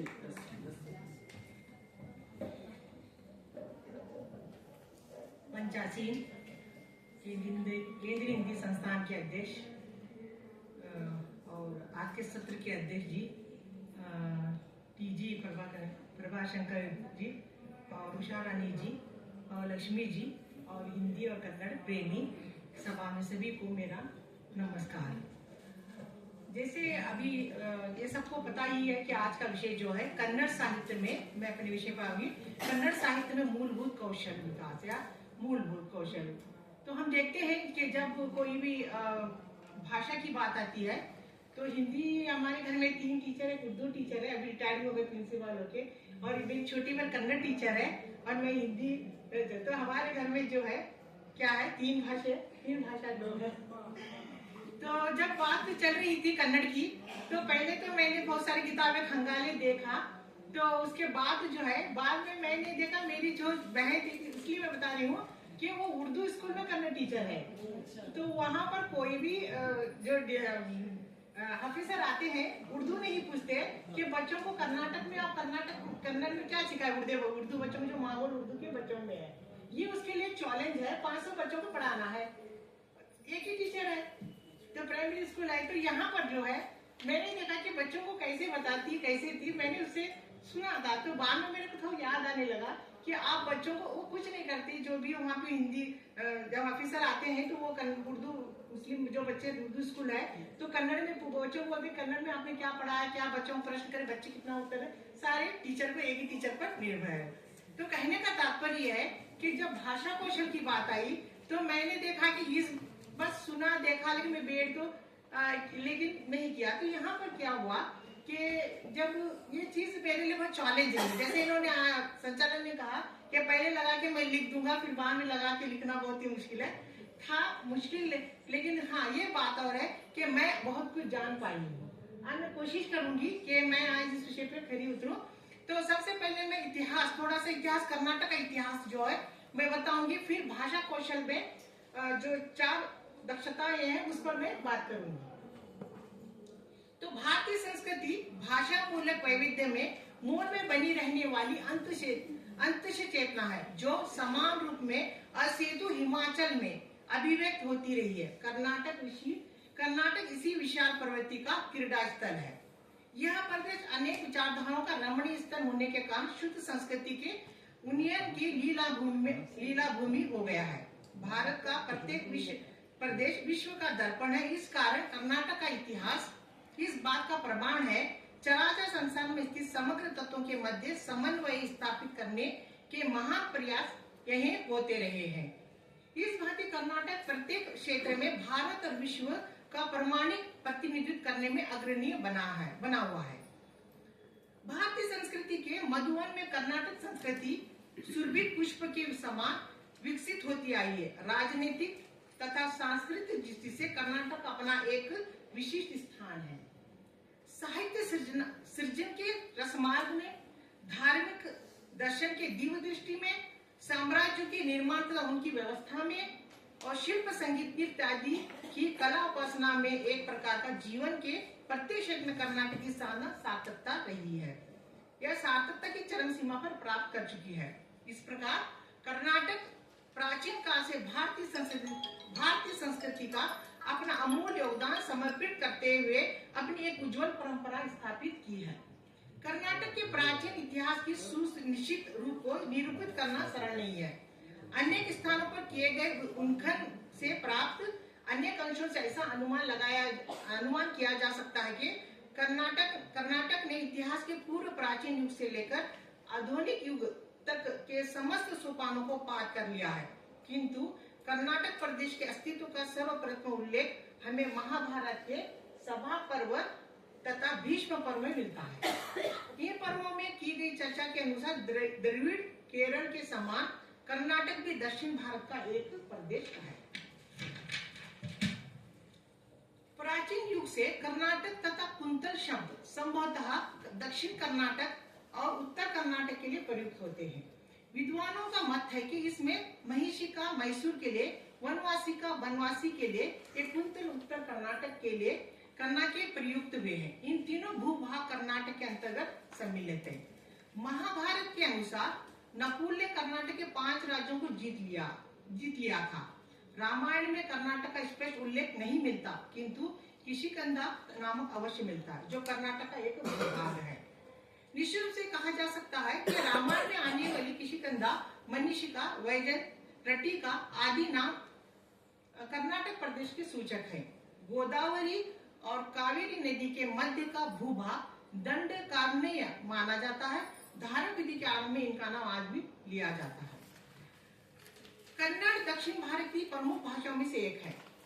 कर्नाटक प्रांत के अनुमानतः 6 करोड़ निवासी इसका प्रयोग करते हैं। इसकी प्राचीनता 2000 से अधिक है। ईस्वी सन से प्रारंभ काल के टोलमी नामक यूनानी भूगोल शास्त्री ने बादामी, इंडी, कलकेरी, मुदुगोलो आदि से मिलते जुलते नगरों का नाम उल्लेख किया है। उनमें कुछ शुद्ध कन्नड़ नाम है। कुल मिलाकर कहा जा सकता कन्नड़ भाषा का प्रचलन न्यूनतम 20 शताब्दियों से रहा है और समय समय पर विभिन्न स्थितियों पर प्राप्त होकर उसकी वृद्धि हो रही है तथा कम से कम 15 शताब्दियों से उनको ग्रंथस्थ और साहित्यिक संस्कार प्राप्त हुआ है। तमिल, तेलुगु और मलयालम का समान कन्नड़ भी द्रविड़ परिवार की भाषा है। व्याकरण और शब्दकोश के आवश्यक भागों में इन चारों भाषाओं में परस्पर संबंध दिखाई देते हैं, जो यह सूचित करता है कि वे चारों एक ही मूल के निकली है। इन्होंने पृथक होकर संस्कृत भाषा की पुष्टि प्राप्त की है, किंतु यह स्पष्ट है कि इनका जन्म संस्कृत मूल से नहीं हुआ है। तो फिर इसका मूल कौन सा है? कुछ लोगों का कथन है कि इनका यह मूल अति प्राचीन तमिल है, तमिल ही होगी। तमिल शब्द संस्कृत रूप से द्राविड़ है, किंतु तमिल से भी प्राचीन कुछ शब्द रूप कन्नड़ में मिलते हैं। दूसरी द्राविड़ भाषाओं में ऐसे शब्द और रूप देखे जाते हैं, इसलिए यह कहना अच्छा होगा कि तमिल के निकटवर्ती किंतु उससे भिन्न एक मूल द्राविड़ बोलचाल की भाषा थी और उससे शाखाएं हटकर तमिल, कन्नड़ आदि भाषा में जन्म हुआ और अपने ढंग से संस्कृत प्रभाव का ग्रहण करके विकसित हुई। तो कन्नड़ तमिल की अत्यंत निकट भाषा है। यह आधुनिक कन्नड़ से जूं प्राचीन कन्नड़ की ओर जाते हैं, क्यों हमें तमिल का यह निकट संबंध दिखाई देता है। मूल द्राविड़ से तमिल, तेलुगु, कन्नड़ का मलयालम की प्रमुख भाषाएं निकली। बोलचाल की भूमिका, लेखन की भूमिका पे उन्नीत करके विकास को प्राप्त हुआ है। कुछ बोलियां ऐसा विकास नहीं हुआ जो वे केवल बोलचाल और गान की भाषाएं ही रह गई। उनको उपभाषाएं कहते हैं। तुलु, कोडगु, हवेक, टोदा, पोता और बड़ग ये उपभाषाएं अन्य द्राविड़ भाषाओं में अपेक्षा कन्नड़ के अधिक निकट है। तुलु भाषा को अधिकतर तुलु प्रदेश के अर्थात दक्षिण कर्नाटक जिला और मंगलूर कर्नाटक के लोग बोलते हैं। कोडगु का प्रचार कोडगु में है। दक्षिण और उत्तर कन्नड़ इन 2 जिलों में हवेक भाषा का प्रचलन है। इसमें प्राचीन कन्नड़ के अवशेष देखे जाते हैं। तोदा, पोता और बड़ग इन तीनों बोलियों की नीलगिरी के मूल निवासी बोलते हैं। इन मूल निवासी उनकी बोलियां उन्हीं नामों से पुकारी जाती है। इन तीनों बोलियों में बड़गों की बोली अनेक अंशों में प्राचीन कन्नड़ से मिलती जुलती है। अनुसंधानकर्ताओं के अनुसार बलूचिस्तान में प्रचलित ब्राह्मी या बोही के नाम से बोली में द्रविड़ अंश दृढ़ता से मिले हुए हैं और उसमें भी उसका कन्नड़ से अधिक संबंध है। उसके पश्चात जो है मैंने प्रपत्र में विस्तार से लिखा है।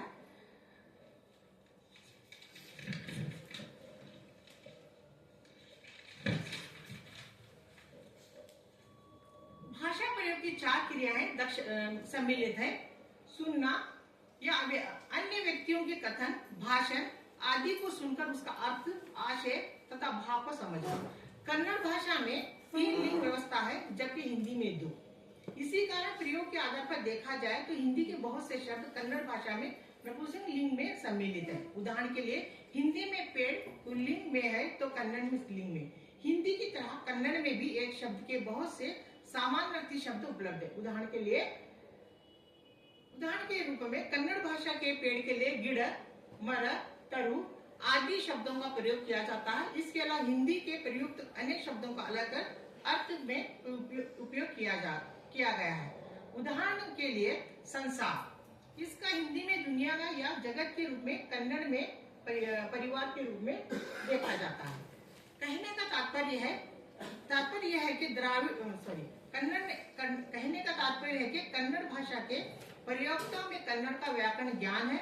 इस कारण इस भाषा के किसी भी शब्द के अर्थ को बहुत सरलता से प्राप्त करने या उनको कठिनाई नहीं होगी। भाषा को बोलना, भाषा के शब्दों में महत्व है। अपने विचारों, भाव, उद्देश्यों को भाषा में बोलकर दूसरों के सामने प्रकट करना होता है। हर एक भाषा में शब्दों के अर्थों को समानता हो या आवश्यकता नहीं। शब्द समान हो तो भी उसके अर्थ में भिन्नता पाई जाती है। कन्नड़ भाषा अपने आसपास के राज्यों से प्रभावित है। केरल, तेलंगाना, तमिलनाडु, गोवा और महाराष्ट्र से निकटता के कारण यहाँ के कुछ शब्द यथा अर्थ में या यथा रूप में प्रयुक्त है। उदाहरण के लिए महाराष्ट्र, कर्नाटक में ताट खाने की प्लेट को कहते हैं। चाय, झुनका चने की दाल, कन्नड़ और मराठी दोनों में प्रयोग। इकड़े, इधर आदि, लेकिन इन शब्दों का प्रचलन अन्य स्थान पर नहीं है। बेंगलुरु के आसपास तमिल का प्रभाव या मंगलुरु के पास मलयालम का, तो बेलगाम के बीदर, गुलबर्गा, बीजापुर, अथनी आदि स्थान पर मराठी मिश्रण और बेल्लारी, रायचूर आदि स्थान पर तेलुगु का प्रभाव पाया जाता है। इसीलिए अपने भाव, विचारों और उद्देश्यों के प्रकटीकरण के समय शब्दों का प्रयोग संयम से करना उपयोगी होगा। पढ़ना, कौशल में जो है पढ़ना, अन्य व्यक्ति द्वारा लिखित भाषा को समझना। कन्नड़ लिपि तेलुगु के समान दिखाई देती है किंतु लिखावट भिन्न है। वैसे कन्नड़ भाषा को इसकी वैज्ञानिकता के कारण विश्व की समस्त भाषाओं की रानी कहा जाता है। कन्नड़ भाषा को इसकी वैज्ञानिकता के कारण विश्व की समस्त भाषाओं की रानी कहा जाता है। यहाँ जो शब्द पढ़ा या बोला जाता है उसका अर्थ या लिखावट बोली या भाषा के अनुरूप ही होती है, लेकिन सीमावर्ती प्रदेशों की बोलियां इससे अपवाद है। लिखना, कौशल में चौथा पाठ है लिखना। कन्नड़ भाषा की कुछ हद समानता तेलुगु भाषा से। इस भाषा की लिपि के समानता होने के बाद भी शब्दों के अर्थों में भिन्नता। तेलुगु भाषा में हिंदी शब्द का आइए, कन्नड़ में गाली के रूप में इसको देखा जाता है। कुल मिलाकर यही कहना है कि आपने भावों, विचारों को लिपिबद्ध रूप में अभिव्यक्त करने की क्षमता पैदा करना है। इन्हीं दक्षताओं के विकास हेतु सुनने, बोलने, पढ़ने या लिखने के कौशलों का अभ्यास करना आवश्यक हो जाता है। बचपन में सबको छोटी छोटी कहानियां, बाल गीत सुनाए जाते हैं और वो वास्तव में हमने सुनने के कौशल के विकास एवं दक्षता के लिए ही थे। तो जैसे ये कहा कि जो एक टीचर होता है उसको बड़े ध्यान से पढ़ना, लिखना, जो भाषा कौशल के जो नियम है, सारी चीजों को ध्यान रखकर हम भाषा को अच्छी तरह से पढ़ा सकते हैं, बोल सकते हैं। आज मुझे बोलने का मौका दिया गया, मैं सबके प्रति बहुत आभारी हूँ। धन्यवाद।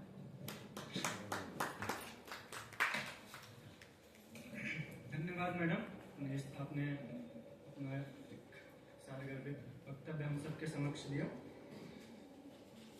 अगले वक्ता के रूप में डॉक्टर उषा रानी राव मैडम को मैं आमंत्रित करता हूं कि मैडम आप आएं और अपना वक्तव्य हम सबके समक्ष रखें। मैडम के बारे में एक बहुत ही संक्षिप्त परिचय इस तरीके से है कि मैडम एक कवित्री के भी रूप में हम सब काव्य सृजन यात्रा से जुड़ी हुई हैं। 3 इनके कविता संग्रह, सत्ताएं संवाद नहीं करती, बदलता नहीं नेपथ्य, कविता की आंच में पिघलता अंधेरा, 3 कविता संग्रह है मैडम के। इसके अलावा आलोचना से भी जुड़ी हुई हैं, जो समकालीन समय में जो समकालीन मुद्दों पर अपना एक तरह से कहें कि हस्तक्षेप रखती उन पत्रिकाओं में भी मैडम ने अपना लेखन, हंस, अक्षरा, संगना, सरस्वती, कथा देश, समकालीन तमाम पत्रिकाओं में मैडम सृजन भी किया है। और सम्मान भी, गौरव सम्मान, साहित्य भूषण सम्मान, तमाम सम्मानों से भी मैडम सम्मानित है। मैडम को मैं बहुत ही आदर के साथ मंच पर आमंत्रित करता हूँ। मैडम आप आए और अपने वक्तव्य से हम सबको अभिषेचित करें।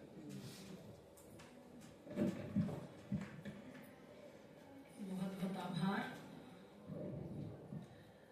वंदेताम परमेश्वरीं भगवतीं बुद्धिप्रदां शारदां। आज यहाँ मंच पर उपस्थित केंद्रीय हिंदी संस्थान और केंद्रीय हिंदी निदेशालय संस्थान द्वय के निदेशक आदरणीय प्रोफेसर सुनील बाबूराव कुलकर्णी जी और क्षेत्रीय निदेशक केंद्रीय हिंदी संस्थान के प्रोफेसर गंगाधर मोनोडी जी और हमारे गुरु स्वरूप आदरणीय प्रभाशंकर प्रेमी जी, हमारी बहन स्वरूप डॉक्टर लक्ष्मी जी, अभी बहुत सुंदर प्रस्तुति दी है जो है, और आप सभी विद्वजनों को सामने के श्रीलता मैडम जी बैठी हैं, भवानी मैडम जी बैठी हैं, बड़े विद्वान लोग हैं, आप सभी को मेरा सादर अभिवादन। इसके पहले मैं कन्नड़ में कुछ पंक्तियां पढ़ना चाहूंगी और उसके बाद हम महत्वपूर्ण बिंदुओं पर, कौशलों के विकास के महत्वपूर्ण बिंदुओं पर बात करेंगे। हमारे यहाँ राष्ट्रकवि कुवेंपु हुए हैं, जिन्होंने अपने काव्य कौशल के द्वारा अपनी जन्मभूमि के प्रति, अपनी भाषा के प्रति एक जागृति पैदा की है। वो कहते हैं, करुणाडेंदरे बरी नेलवेल्ल, करुणाडेंदरे बरी नेलवेल्ल, ಕನ್ನಡ ಸ್ವರಗಳ ಜೇನಿನ ಗೂಡು, ಪರಿಪರಿ ಪದಗಳ ಸಿರಿ ಭಂಡಾರ, ವರಗಳ ನೀಡುವ ವಾಣಿಯ ನಾಡು। एक ऐसा प्रदेश जहां आप सब रहते हैं, वह केवल भूमि नहीं है, वह तमाम प्रेम सौहार्द से भरे हुए ध्वनियों की भूमि है। और वे आगे बताते हैं क्या इतिहास रहा है हमारा, कितना कवि की कुशलता इस बात पर निर्भर करती है कि वो इतिहास का भी हमें परिचय देता है। कह रहे हैं कि वर कवि पंपन रन्नन जन्नन, वर कवि पंपन रन्नन जन्नन, हरिहर राघव कुमार व्यासर, कवि लक्ष्मीशन रचನೆಯ ಭಾವೆ, ಕರುನಾಡೆಂದರೆ ಶಿಲ್ಪ ಕಲೆಗಳ महाशिल्पिगण तवरूरु। कितनी सुंदर है ये भाषा की का सौष्ठव। ये कहते हैं कि हमारे यहाँ 3, अभी मैं अपने लेख के माध्यम से भी आपको बताऊंगी कि हमारे यहाँ रत्नत्रयी हुए हैं, पंपा और पन्ना और रन्ना और जन्ना, पंपा, पन्ना और जन्ना, और इन तीनों के बारे में यहाँ उल्लेख है। और इसके अलावा इन्होंने लक्ष्मीश कवि के बारे में बताया, राघवांग जी के बारे में बताया, हरिहर और कुमार व्यास जी के बारे में बताया है। और एक और इन्होंने एक काव्य कला का बहुत सुंदर इनका उदाहरण हम देख सकते हैं कि यहाँ शिल्प कलेगढ़, यहाँ की जो कलाएं हैं, चाहे वो काव्य कला तो उनका रहा ही है, चाहे विभिन्न प्रकार की शिल्प कलाएं हैं, हस्त कलाएं हैं, जितनी भी प्रकार की कलाएं हैं, ऐसा लगता है इन कलाओं का मायका है यह भूमि।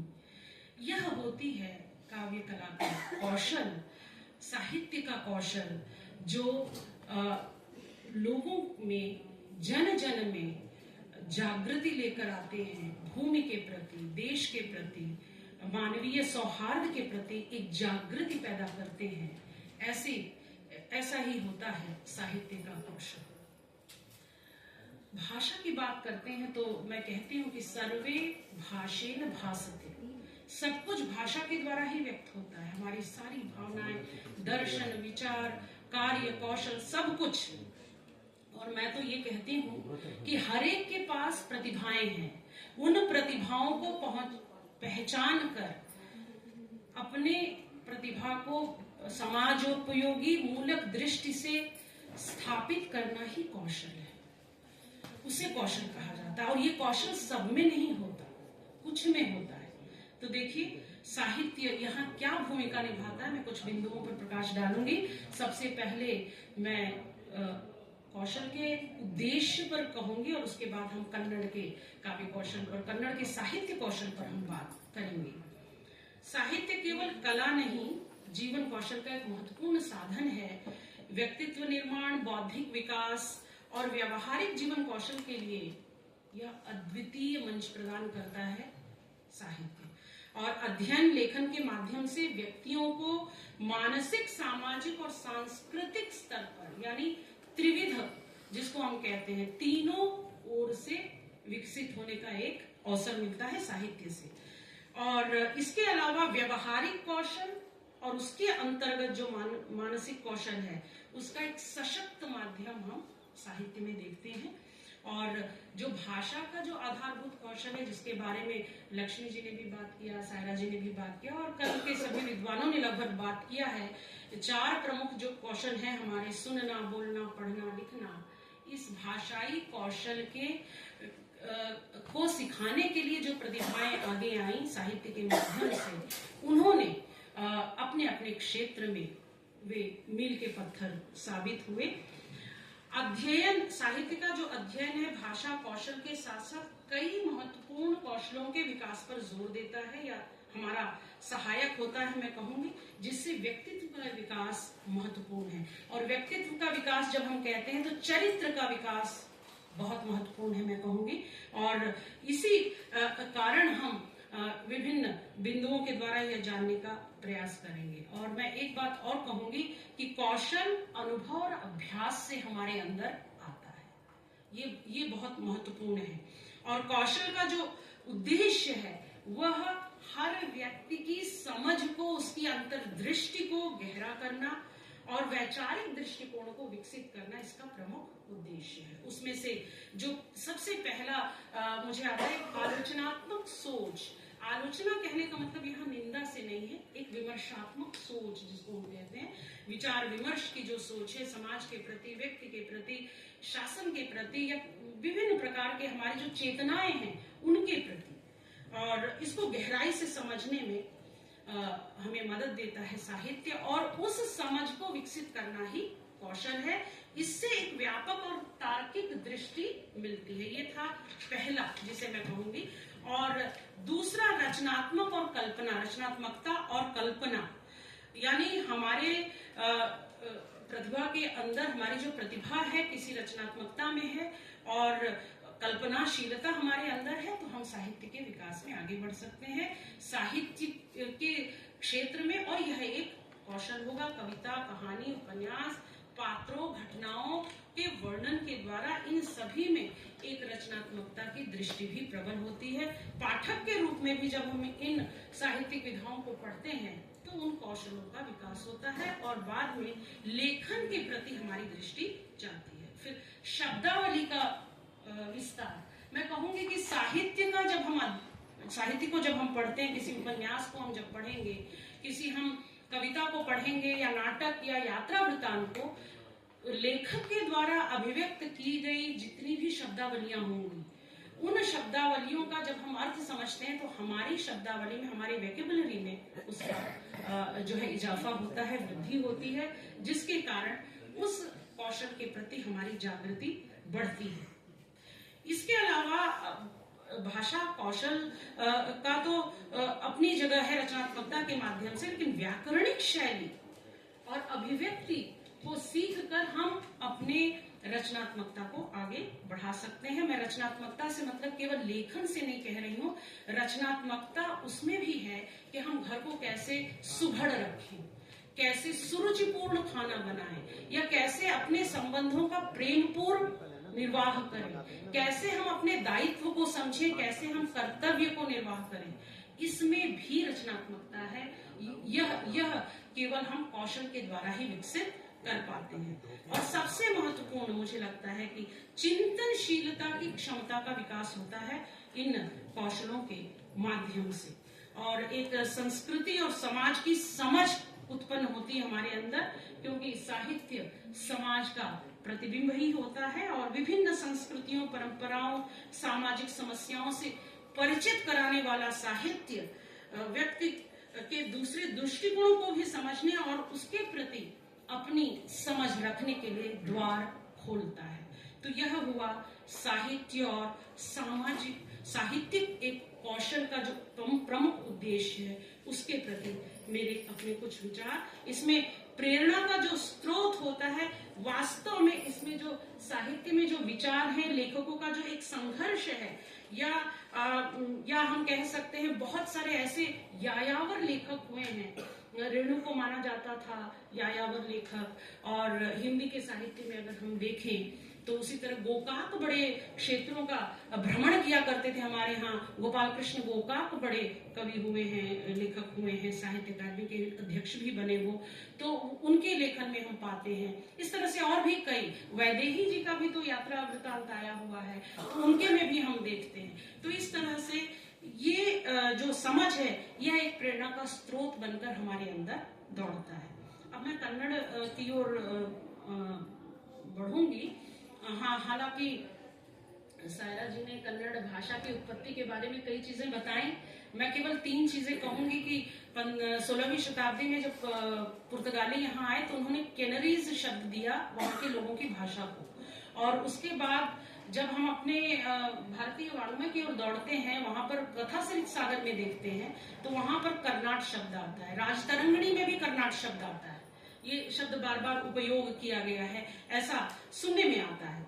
और इस तरह से, और तो कर्नाटक की उत्पत्ति का विकास की ओर जाएंगे तो हम शब्द से इतर हो जाएंगे, हमारे विषय से इतर हो जाएंगे। तो हमें सिर्फ कन्नड़ के साहित्य में ऐसे कौन सी विशेषता है या ऐसे कौन से उसमें कुशलता है जिसके द्वारा हमारे अंदर कोई जागृति पैदा होती है और हमारे अंदर की प्रतिभा को एक कौशल के रूप में बदलने का अवसर मिलता है, यह जानने की हमें बहुत जरूरत है। तो इस क्रम में अगर मैं आगे बढ़ूं तो कहूंगी कि हमारे जो कन्नड़ के जो शास्त्रीय काव्य हैं, जो आदि काव्य हैं, उनमें जैन और वीरशैव जो है दर्शन का बहुत प्रमुख प्रभाव रहा है हमारे यहाँ कन्नड़ में। और जैन मुनियों ने कन्नड़ में अनेक नैतिक और सामाजिक पुस्तकों का जो है पुस्तकों की रचना की है। और अगर हम इसमें आगे बढ़ें और स्वर्ण युग की ओर देखें, जिसमें मैंने अभी भी कहा रत्नत्रयी, पंपा, पन्ना और रन्ना, ये 3 ऐसे हुए जिन्होंने हमें हमारे भारतीय सामाजिक ढांचे, भारतीय विचार दर्शन के अनुसार उन्होंने अपनी कुछ अभिव्यक्ति अपने साहित्य के द्वारा बड़ी कुशलता से हमारे सामने रखा। जिसमें 10वीं शताब्दी का अगर मैं 2 महाकाव्यों का नाम लूं तो उसमें एक आता है आदि पुराण, पंपा जी के द्वारा लिखा, और दूसरा जिसमें आदि पुराण आता है जिसमें वृषभनाथ जी का जीवन चरित्र है। जीवनी ने साहित्य में जो जीवनियां लिखी गई हैं, इसने मनुष्य के चारित्रिक विकास पर बल दिया और उस चरित्र के विकास को, उस चारित्रिक विशेषताओं को पढ़कर, चाहे हम रामकृष्ण परमहंस का देखें, रोमियो रोला ने कितना अच्छा लिखा हुआ है, उसको बाद में हिंदी के लेखकों ने भी लिखा, अंग्रेजी के लेखकों ने भी लिखा सबसे पहले, तो उसी तरह से महर्षि अरविंद पर उन्होंने लिखा। ऐसे कई हमारे दार्शनिक हुए हैं, सामाजिक दार्शनिक हुए हैं, जिन्होंने समाज में प्राप्त इन सभी संगतियों और विसंगतियों पर हमारा ध्यान आकर्षित किया है। तो उनमें से एक है जिसमें तीर्थंकर, प्रथम तीर्थंकर जैन दर्शन के वृषभनाथ जी का जीवन चरित्र है। और हमारे यहाँ कर्नाटक में 3री शताब्दी से ही जैन दर्शन का प्रभाव दिखता रहा है और तमाम उसके अनुयायी और उनके रचनाएं हमें मिलती हैं, चाहे वो पौन चरित्र भी अगर हम देखें विमल सूरी जी का, राम कथा लिखा है जैन मुनि ने। और एक और मैं कहूंगी कि 12वीं शताब्दी के ही हैं कुमुदेन्दु, मुनि कुमुदेन्दु, जिन्होंने अंकीय गणना पर एक बहुत सुंदर पुस्तक लिखा, श्री भूवलया, जहां तक मैं याद कर पा रही हूँ, जो आज हम लोग कंप्यूटर का लैंग्वेज उपयोग करते हैं 9, 10 विंडोज, उन्होंने शायद उस जमाने में अंकों के आधार पर उन्होंने एक कोड, एक सिस्टम दिया और उसने कहा कि इस तरह से अगर आप जाएंगे हॉरिजेंटल तो आप इस भाषा में अपनी रचनाएं कर सकते हैं, आप अगर स्ट्रेट जाएंगे तो इस भाषा में। कहते हैं कि 10 से कुमुदेन्दु, मुनि कुमुदेन्दु, उन्होंने ये एक कौशल ही कहूंगी इसे। आज हम लोग तकनीक के लिए पश्चिम पर बहुत अधिक निर्भर है और उनके द्वारा जारी किया होगा 2G, 3G, 4G, अभी तो 5G, 7G, 8G भी आने वाला है। अभी हमारे यहाँ तो 8G आया नहीं है, बाहर आ चुका है पश्चिमी देशों में। तो ये ऐसे कौशल हैं जो साहित्य के माध्यम से हमारे सामने रखे गए हैं। इसी में मैं आऊंगी बसवण्णा जी पर, बसवेश्वर जी पर, जिनकी सामाजिक क्रांति ने लोगों को, मुझे लगता है कि 12वीं शताब्दी ही पहला बिगुल था हमारे यहाँ कर्नाटक में, भक्ति आंदोलन का बिगुल बजाया। और अगर हम आंडाल और संगम साहित्य के युग के बाद अगर हम देखते हैं तो हम बसवण्णा जी को ही देखते हैं, और उसके बाद ही उत्तर भारत की ओर यह मुड़ा। और कहा भी जाता है कि रामानंद जी के द्वारा ही भक्ति दक्षिण से उत्तर की ओर गई। तो खैर, बसवण्णा जी के जो वचन हैं उसके माध्यम से समाज में व्याप्त जो असमानताएं थी एक दूसरे, और असमानता ही नहीं, लिंग का जो एक विभेद था स्त्री और पुरुष में, उसको दूर करने के लिए उन्होंने अनेक प्रकार के अपने कार्यों से, उदाहरण से और साहित्य से उन्होंने समाज को सुधारने का प्रयास किया। यह एक उस कवि का, उस लेखक का कौशल कहा जाता है जो समाज में व्याप्त इन सभी अंतर विरोधों को दूर करने के लिए आगे आता है। उसके लिए बहुत साहस की आवश्यकता होती है।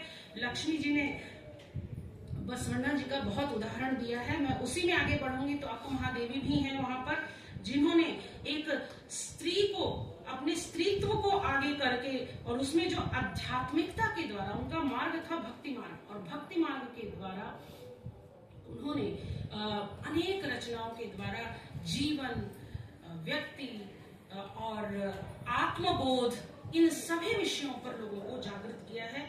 उसी क्रम में आते हैं राघवांक का हरिश्चंद्र काव्य। मैं क्यों यहाँ उद्धृत कर रही हूँ कि हरिश्चंद्र, राजा हरिश्चंद्र का जीवन हमारे लिए एक उदाहरण है कि उन्होंने कैसे अपने परिवार का त्याग कर किसी और के लिए उन्होंने कैसे एक ऐसा वातावरण उत्पन्न किया जिसके कारण सौहार्द बना रहे। तो इनका लिखा हुआ राजा हरिश्चंद्र पर कन्नड़ में पहली छंदबद्ध शैली में ये लिखी गई, और इससे क्या हम सीख सकते हैं, कौन सी कुशलता हमारे अंदर आ सकती है। तो सामाजिक कर्तव्यों की जो जटिलताएं हैं उसको इस काव्य में बड़ी सरल भाषा में प्रस्तुत किया गया है। अगर मैं कहूँ तो ये साहित्य का बहुत बड़ा योगदान है जो हमारे इस कौशल के रूप में देखा जाता है। मैं साधुवाद दूंगी आदरणीय कुलकर्णी सर को कि इस ओर किसी का ध्यान नहीं गया था कि साहित्य के माध्यम से हम कोई कुशलता का भी उसकी जो कौशल है, कौशल और कुशलता एक ही रूप है, अलग अलग। हाँ, आमतौर पे हम लोग स्किल कहते हैं तकनीकी के लिए, लेकिन स्किल तो उसमें भी है ना कि हम सामाजिक कर्तव्य कैसे निभाएं, हमारे अंदर क्या वो गुण है, हमारे अंदर क्या वो कुशलता है कि हम सामाजिक संबंधों को खराब न होने दें और उसे सौहार्द रूप से बनाए रखें। शायद आज की ये बहुत बड़ी जरूरत है, आज के समय की, कि हमारा जो विभिन्न धर्मों, विभिन्न जातियों, भाषा भाषियों का जो एक वैविध्यपूर्ण जो एक हमारा बागीचा है देश, उसमें इस प्रकार के कौशल की बहुत बहुत आवश्यकता है, जहां हमें एक दूसरे से जोड़ने के लिए बहुत मदद करती है। उसी क्रम में कुमार व्यास आते हैं, जहां पर मैं एक उद्धृत करना चाहूंगी अर्जुन और कृष्ण का जो संवाद है, इसमें कर्तव्य की गहन चर्चा हमें कुमार व्यास जी के महाभारत में मिलती है। कर्तव्य के प्रति जागृति की हमारे साहित्य में बार बार बताई गई है। ताकि हम कर्तव्य से जहां च्युत होते हैं, तो कर्तव्य हर एक के लिए है, संबंध में पारिवारिक कर्तव्य है, सामाजिक कर्तव्य है, देश की के कार्य के लिए भी कर्तव्य है। तो कर्तव्य एक ही है, लेकिन अगर कर्तव्य संपन्न है तो हम हर कर्तव्य के लिए आगे रहेंगे, लेकिन अगर कर्तव्य विहीन है तो हम किसी भी कर्तव्य को करने में पीछे रहेंगे, जिसके कारण तमाम तरह की विसंगति का हमें सामना करना पड़ता है। इसके अलावा आध्यात्मिक दर्शन जैसे ग्रंथों में हमें सामाजिक कौशलों पर, अभी तो मैं बात करती ही आ रही थी, इनमें मिलता है, और पारंपरिक शिल्प और तकनीकी ज्ञान का वर्णन भी हमें कई ग्रंथों में दिखाई देता है। हमारे यहाँ बताते हैं चिकित्सीय ज्ञान का वर्णन हमारे यहाँ मिलता है, जो कि हम लोग शायद भूल गए हैं अपने ग्रंथों को, या हमारे उन ग्रंथों का हमारे यहाँ उतना प्रचलन में नहीं दिखाई देता है, जिसमें वास्तुकला, हथकरघा उद्योग या कृषि से संबंधित जितने कौशल हैं इन ग्रंथों में हमें मिलते हैं, अगर इनका हम अध्ययन करें तो। और दार्शनिक रचनाएं तो अपनी जगह हैं। एक जरूर कवि का यहाँ उदाहरण देना चाहूंगी। हमारे यहाँ दास कूट के बड़े कवि हुए हैं, अभी इन्होंने पुरंदर दास जी की एक रचना सुनाई लक्ष्मी जी ने, मैं कहूंगी कनक दास जी ने भी समाज में खड़े होकर बड़ी साहसिकता के साथ अपने अंदर समान भाव के कौशल को विकसित करने के लिए उन्होंने कहा कि कुल कुल कुल वेंदु होड़दाड़ी दिरा, क्यों जाति जाति कहकर आप लोग इतना झगड़ते हैं या धर्म कह के झगड़ते हैं, उससे क्या मिलने वाला है? क्या उससे स्वर्ग की प्राप्ति होगी या कुछ और साधन मिलेगा?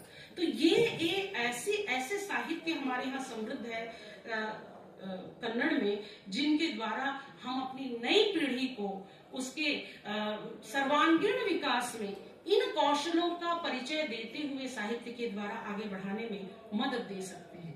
अब आते हैं हम आधुनिक साहित्य पर। बहुत जल्दी 2 मिनट में मैं अपनी बात खत्म करूंगी। 19वीं और 20वीं शताब्दी में सामाजिक समस्याएं, स्वतंत्रता संग्राम और आधुनिक परिदृश्य पर रचनाएं रची गई हमारे यहाँ कन्नड़ के आधुनिक साहित्य में, जिसमें नव्या काव्या, बंडाया काव्या आदि का उदय हुआ, जिसमें दलित चेतना भी आई वहां पर और आधुनिक चेतनाएं भी आई वहां पर, जिसके कारण समाज के बदलते हुए नब्ज को इन लेखकों ने अपनी कुशलता के द्वारा अपने भावों की अभिव्यक्ति दी है, जिसमें कुवेंपु का अभी मैंने जो पढ़ा था, अभी आपको सुनाया मैंने, जो कि वहां की भूमि के बारे में महत्व को उकेरती है, उसी तरह उनका रामायण दर्शनम है। उन्होंने 20वीं शताब्दी में इसकी रचना करके हमें यह बताने का प्रयास किया है। उससे हमें यह समझ में आता है कि मानवतावादी दृष्टिकोण अगर हमें कहीं खोजनी है तो रामायण से बढ़कर कोई नहीं है। तो यहाँ उन्होंने, और उसके बाद मैं आती हूँ शिवराम कारंत का है, उन्होंने भी कन्नड़ के उपन्यासों को नई दिशा दी है कारंत जी ने। और इसके अलावा शिव रुद्रप्पा है, डॉक्टर बेंद्रे हैं, बेंद्रे जी की काव्य कला से सभी परिचित हैं। यहाँ तक कि रामानुजन जी ने भी उनकी कविताओं का अनुवाद अंग्रेजी में किया है। और इस तरह से प्रेम, करुणा, संघर्ष, आत्मनिरीक्षण आदि ऐसे तमाम मूल्य हैं जो हमें उनकी इस कौशल से मिलते हैं। इसके अलावा अग्निपर्वा, सामगाना, ये सब ऐसे हैं, अरड़ु मरड़ु, ये उनके ऐसे ग्रंथ हैं जिनसे हमें आगे बढ़ने में मदद मिलती है। इसके अलावा इनका एक और कि इन्होंने एक 1922 में इन्होंने एक ऐसे दल का इन्होंने गठन किया, गेडेयर गुम्पू करके, जिसमें वो लोग इकट्ठे होते थे सारे दोस्त और मिल करके किस प्रकार की समाज मूलक साहित्य की रचना होनी चाहिए, इसकी चर्चा होती थी। बहुत पहले, ये धारवाड़ की भूमि की बात है, और वहां पर बहुत सारे कवि, लेखक, बुद्धिजीवी एक साथ बैठते थे और उस पर विचार विमर्श करते थे। बाद में उन्होंने ही इस पूरे संस्था को शायद उन्होंने डिसॉल्व किया।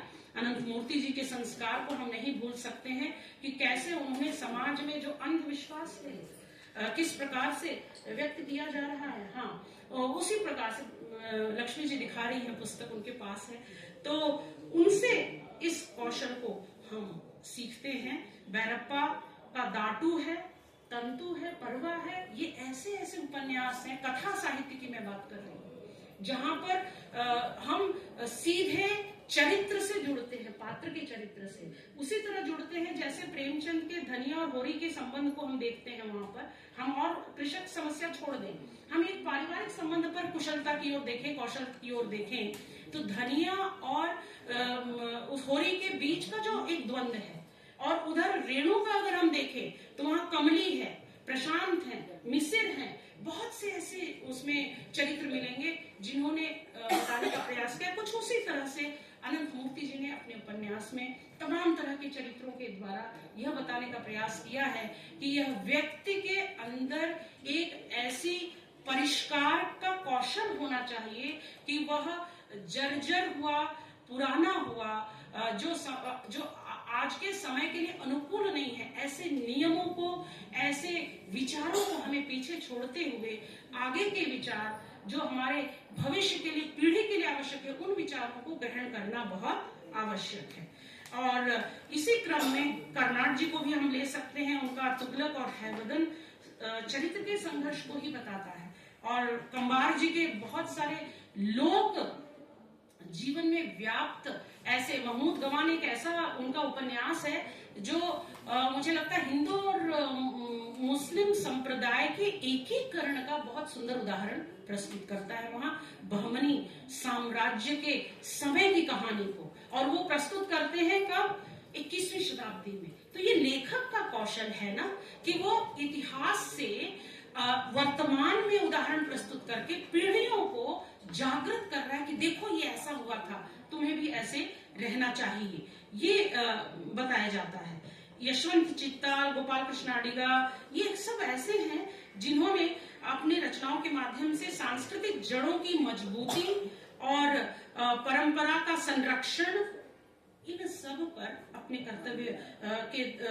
कर्तव्य पूर्वक लेखन के द्वारा इन्होंने हमें बताया है। और इसमें लोक कथाएं भी शामिल हैं, बहुत सारे सामाजिक जितने भी सामाजिक समस्याएं हैं उसमें शामिल हैं। और इस तरह से हम कन्नड़ साहित्य के अंतर्गत अनेक ऐसे हैं, इनका अभी हम वर्णन करने बैठे हैं तो शायद 1 घंटा भी कम पड़ेगा। इतना समृद्ध साहित्य है कन्नड़ भाषा में।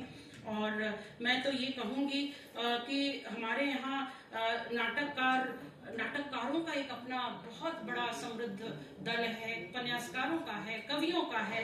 इन सभी ने कोशिश किया है कि अपने तरीके से समाज शास्त्रीय अध्ययन कर सके और हमारे अंदर उस कौशल का विकास कर सके।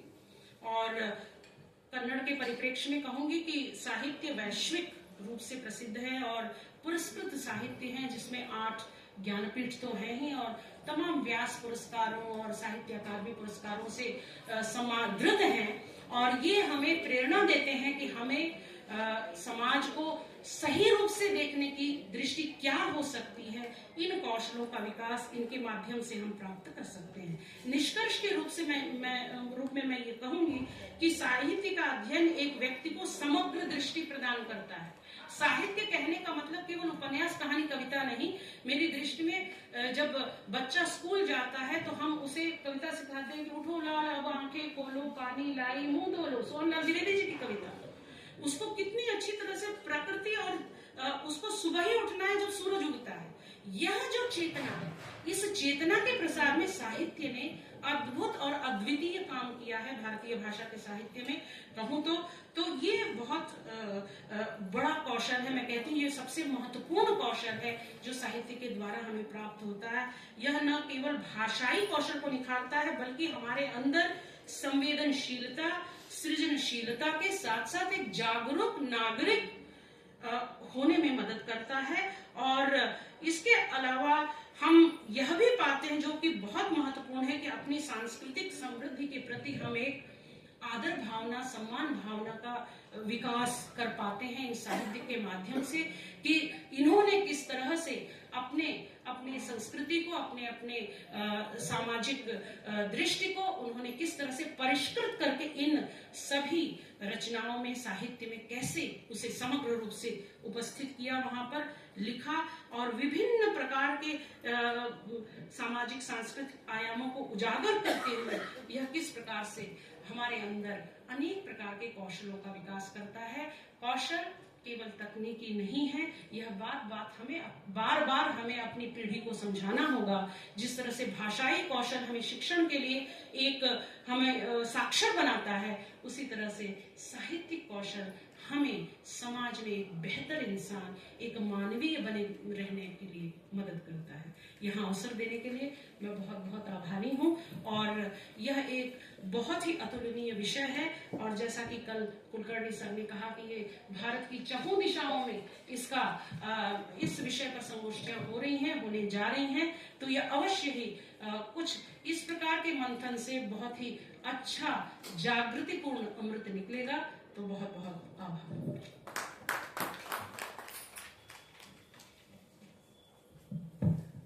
धन्यवाद मैडम। कन्नड़ साहित्य और कन्नड़ साहित्यकारों के माध्यम से आपने बहुत ही सारगर्भित बातें हम सबके समक्ष करी।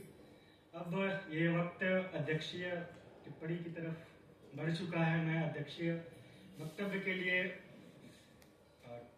प्रोफेसर टीजी प्रभा शंकर प्रेमी सर को बहुत ही आदर के साथ आमंत्रित करना चाहता हूं कि सर आएं और अपना वक्तव्य, अध्यक्षीय वक्तव्य हम सबके समक्ष दें। उससे पहले थोड़ा सा मैं सर के बारे में एक बहुत ही संक्षिप्त जानकारी कि कन्नड़ और हिंदी के सेतु के रूप में प्रभा शंकर प्रेमी सर जाने जाते हैं। लगभग 100 कृतियां उनकी हिंदी और कन्नड़ भाषाओं में प्रकाशित हो चुकी हैं। संपादन के कार्य में भी सर ने काम किया है, अनुवाद के कार्य में भी कन्नड़ से हिंदी और हिंदी से कन्नड़ में भी। इसके अलावा जो विश्व हिंदी सम्मेलन हुआ है न्यूयॉर्क और जोहान्सबर्ग में भी, उसमें भी सर ने सहभागिता किया है। इसके अलावा कई सारे इन्हें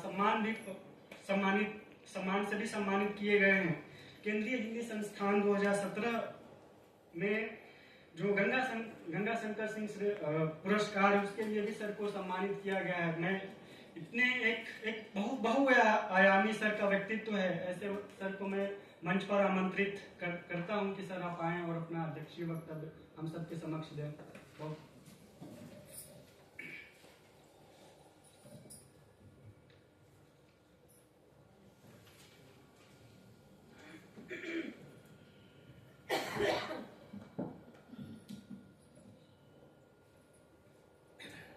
सबको मेरा प्रणाम।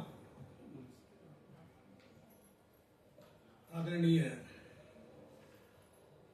प्रोफेसर सुनील बाबूराव कुलकर्णी जी, निदेशक केंद्रीय हिंदी संस्थान, ये जो विषय आपने रखा, तो इस विषय ने और इसमें जो प्रधान बिंदु के रूप में जो कौशल शब्द का प्रयोग किया, इसने साहित्यकारों के लिए एक चिंतन का विषय बना दिया। मैं समझता हूं 1 घंटे में, 2 घंटे में या एक सेमिनार में ये काम खत्म नहीं होगा।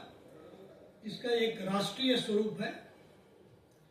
केवल दक्षिण की भाषा ही नहीं, सारे भारतीय भाषाओं का, सारे भारतीय साहित्य का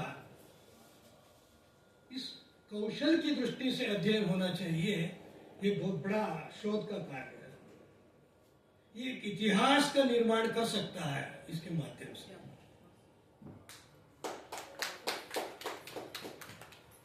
अब मेरे सामने अभी जो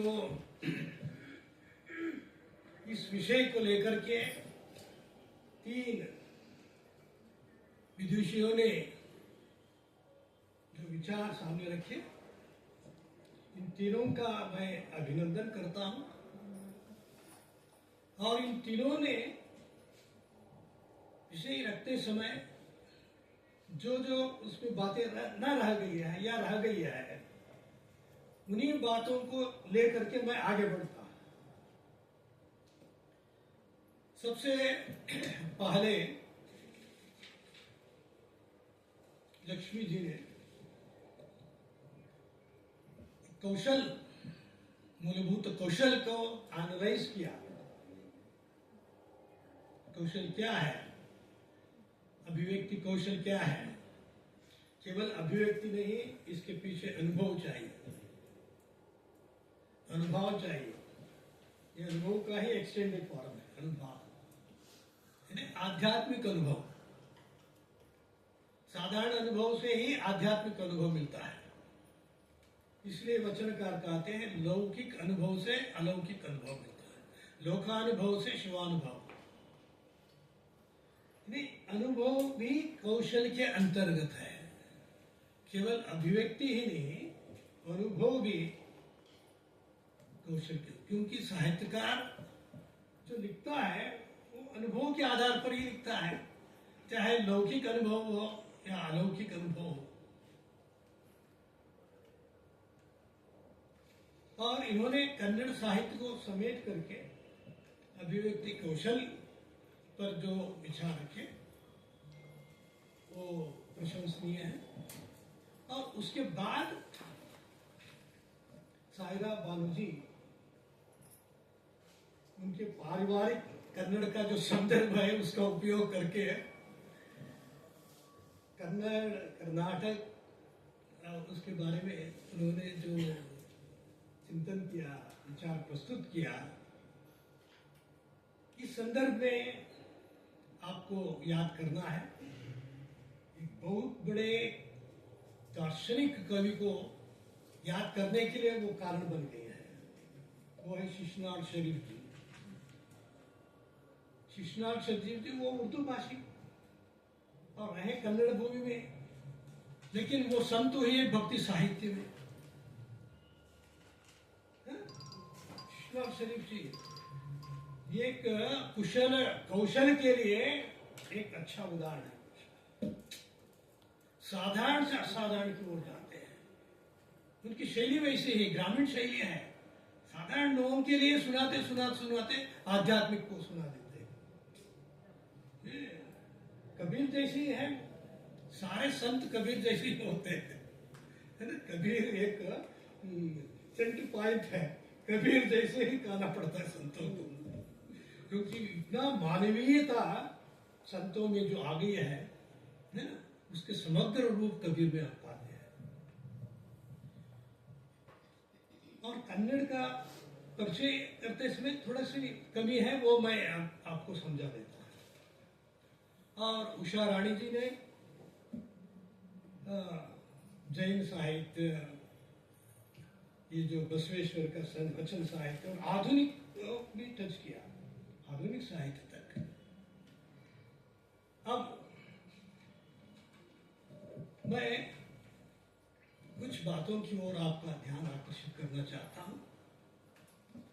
सबसे पहले कन्नड़ साहित्य की जो शुरुआत है, शुरुआत ही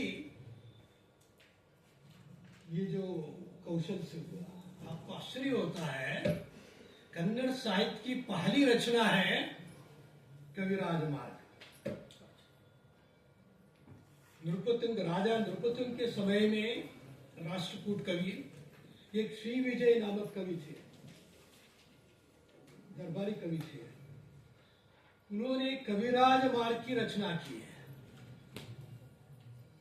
ये जो कविराज मार्ग है ये अलंकार ग्रंथ है, काव्य शास्त्र का ग्रंथ है। दंडी का जो काव्यादर्श है उसी का कन्नड़ रूपांतर है। लेकिन इसमें ये जो 800 ईस्वी में रचना हुई, इससे पूर्व 100 वर्ष तक में जितने कवि हुए उनके रचनाओं के माध्यम से थोड़ा सा परिचय दिया है। इसीलिए हमें कन्नड़ साहित्य को और पीछे ले जा सकते हैं। और उस कवि ने, कविराज मार्गकार ने ये कन्नड़ की जो प्रशंसा की है, कन्नड़ भूमि की प्रशंसा की है, उस प्रशंसा को करते समय ये कौशल के बारे में उन्होंने जो बताया है वो वंडरफुल है, अत्यंत आश्चर्यजनक है। देखिए वो कन्नड़ का ही मैं वो पद पढ़ूंगा। वो कहते हैं, पद नरीनु नुडियनु।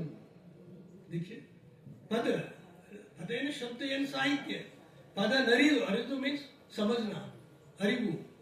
पद नरीदु नुडियनु, पद नरीदु नुडियनु, नुडिनुदनु जो सुन कहते हैं ನುಡಿದುದನ್ನು ಅರಿದು ಆರೈಯಲು ಆರ್ಪರೆ नाड़वर्गल। ये नाड़वर्गल कौन है? नाड़ के लोग, चतुरर।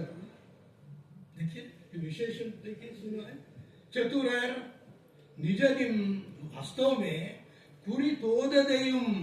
देखिए यानी किसी विषय को लेकर के पढ़ना पढ़ने पर भी पूरी तोददेयुम, ये विशेषण है। पूरी तोददेयुम काव्य प्रयोग परिणत मतिगण, यही कौशल है। देखिए पूरी तोददेयुम क्यों कहा? साहित्य रचना के लिए पांडित्य की जरूरत नहीं है, प्रतिभा चाहिए। कबीर जैसे व्यक्ति जो लिखना पढ़ना नहीं जानते हैं लेकिन बहुत बड़े कवि हो गए, किसमें? भाषा के डिक्टेटर हो गए। देखिए भाषा के, हजारी प्रसाद द्विवेदी ने कहा भाषा के डिक्टेटर है, जैसे चाहे नचाते हैं। वचनकार भी ऐसे ही है, अलग प्रभु जैसे वचनकार साहित्य को नचाते हैं। बैलू बैलड़ो बैला आते, बैलू बैलू बैलू बैलू कहते जाते हैं, बैलू है अंत हो जाता है। एक ही शब्द को रिपीट करने में उसका अर्थ कितना विस्तार होता जाता है। ये कौशल नहीं तो और क्या है? यही है ना कौशल, शब्द का चमत्कार, भाव का चमत्कार, भाव सौंदर्य कहते हैं, वो भी कौशल ही है। कन्नड़ के प्रारंभिक कवि, प्रारंभ ही कौशल से शुरू हुआ है। काव्य प्रयोग परिणत मति, काव्य प्रयोग करते रहते हमेशा। जो भी साहित्यकार होता है, श्रेष्ठ साहित्यकार, वो काव्य प्रयोग या साहित्य प्रयोग करता, प्रयोग ही मुख्य है। एक जैसा दूसरा नहीं, दूसरा जैसा शैली में प्रयोग ही होता है। आज नव्य कवि, नई कविता क्या है? वो प्रयोग ही है। शब्द में प्रयोग है, भाव में, सब में विचार। अब भाव के बदले विचार आ गया, चिंतन आ गया, विस्तार होता जाता है ना। जैसे ज्ञान का विस्तार होता जाता है, उसी तरह साहित्य का भी विस्तार होता जाता है। तो ये जो है अत्यंत, ये इसी को फॉलो करते जाएंगे तो सारा कन्नड़ का समग्र साहित्य, पंप से लेकर कुवेंपु तक ये जो साहित्य है, इसी को रिपीट किया हुआ है। इसी को देखते हैं। मैं पंप से कुवेंपु इसलिए कह रहा हूं, सारा कन्नड़ साहित्य को समग्र रूप से देखना है। तो कन्नड़ साहित्य की विशेषता क्या है, ये 2 मिनट में बता देता है। कन्नड़ साहित्य का इतना सारा विभाजन हुआ है, मेरी दृष्टि में 2 ही विभाजन है। एक आधुनिक काल और बाकी सब आधुनिक पूर्व काल। उसके लिए कारण मैं बताऊंगा। कन्नड़ में श्रृंगार काव्य नहीं है, रीति काल नहीं है। अगर श्रृंगार भी है वो भक्ति के अंतर्गत है। जैसे कनकदास जी ने लिखा मोहन तरमिणी कृष्ण पर, लेकिन वो श्रृंगार होने पर भी भक्ति के अंतर्गत है। जैसे सूरदास जी ने सुर साहित्य लहर। तो कन्नड़ में 1 भक्ति काल, 2 भक्ति काल, 3 भक्ति, इसका भक्ति काल का ही विस्तार है कन्नड़ में। आश्चर्य होता है। पंप का युग जो है जैन युग, जैन धार्मिक साहित्य को लेकर लिखा है, जैन। लेकिन पंप और कुवेंपु में एक सिमिलैरिटी है, वो ये है, वो महामानव की कल्पना करते, विश्व मानव की कल्पना, वही है पंप। पंप क्या कहते हैं? पंप वो कहते हैं ये जो सारा विश्व एक ही है, मानव जाति वंदे वलम। देखिए उस शताब्दी में कन्नड़ के प्रारंभिक युग में उन्होंने बताया, जैन संदर्भ में होने पर भी हिंदू काव्य के माध्यम से, महाभारत के माध्यम से जैन साहित्य, जैन धर्म को भी रखा, जैन धर्म के जो मूल तत्व को भी रखा और महाभारत का विस्तार किया, लेकिन मूल कहानी को वही रखा। मूल कहानी में विस्तार नहीं है, लेकिन वर्णन में विस्तार है। एक राजकवि कुशलता के लिए उदाहरण पंप ही है। एक राजकवि को बहुत कुशल होना चाहिए। बहुत मुश्किल है ना, राजा कब क्रोध में आते हैं पता नहीं है, उनको भी समझाना है, धर्म को भी लोगों को भी 3 लोगों को समझाना है पंप को। एक तो राजा है जो जैन धर्म है, तीसरा समाज है, दोनों को संभालना है। तो उन्होंने महाभारत लिखा। महाभारत का नाम क्या रखा? विक्रमार्जुन विजय। अर्जुन को प्रधान बना करके लिखा और राजा को खुश करना है। राजा से कहा कि अर्जुन के समान आप हैं, मैं आपका वर्णन कर रहा हूं। बहुत खुश हो गए राजा। लेकिन कवि लिखते लिखते लिखते कवि को लगा क्या रे अर्जुन तो नहीं है, मैं तो गलत समझा। महाभारत को देखिए कैसे देखते हैं, अरे यहाँ कर्ण प्रधान है। कर्ण रसामृत कहा दिया महाभारत। कर्ण रसामृत। कर्ण कौन है? एक प्रतीक है, शूद्रत्व का प्रतीक है। वंडरफुल है ये। कर्ण कहते मेरे बाहुओं को देखो, जाति को मत देखो, है ना, उनको मत देखो, कर्ण कहते हैं। देखिए ये जो विचार है, आज भी ये विचार चल रहा है, उस समय भी वही कुल की बात थी। तो कर्ण रसायन हो गया, तब तो राजा ने उनको निकाल दिया दरबार से। अच्छा ही हुआ, उसके बाद ही आदि पुराण आदि लिखा उन्होंने। जैन संत हो गए, राज कवि जैन संत हो गए। कितने बड़ा वंडरफुल है देखिए। और उसी तरह रंग ने गदा युद्ध लिखा। रंग गदा युद्ध इसलिए कि गदा वो भीम पर्व को लेकर लिखा। वो दुर्योधन और भीम के दोनों बीच में जो युद्ध होता है, लॉस्ट सरोवर, दुर्योधन छिपा हुआ है और भीम उनको बाहर आना चाहिए, तभी तो होता है, नहीं तो नहीं।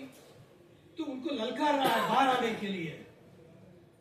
वो बाहर ऐसे आ जाएगा क्या? उनको खूब ये करना चाहिए क्या क्या शब्द का प्रयोग किया पता नहीं। उकसाया। उकसाने से क्या हुआ? वो नदी में है, पानी में है, वो पसीना निकल रहा है। पानी में पसीना निकल रहा है। नीरोल बेमर्दम कहा गया। इससे बड़ा कौशल क्या हो सकता है ना? चमत्कार देखिए, नीर पानी में है लेकिन पसीना हो रहा है। नीरोल बेमर्दम। ऐसे कवि हमारे यहाँ हैं। और वचन साहित्य कौशल के बिना वचन साहित्य को समझ ही नहीं सकते हैं। वचन साहित्य भक्ति प्रधान होने पर भी सारे भारतीय भक्ति साहित्य केंद्र में वचन साहित्य है। केंद्र इसलिए कहता हूं, ये 12th सेंचुरी जो है, 12th सेंचुरी से पीछे 300 जा सकते हैं, आगे 300 जा सकते हैं। पीछे 300 वर्ष जाएंगे तो 9th सेंचुरी मिलेगा। 9th सेंचुरी में ही ये जो वैचारिक जो साहित्य निकला, इसका रूट वहां है। उसका रूट है वहां। दो ये संदर्भ है। एक तो नाथ और सिद्ध लोग 9th सेंचुरी में हुए और उसी समय ये जो अभिनव गुप्त ने शैव साहित्य लिखा, तंत्रालोक लिखा।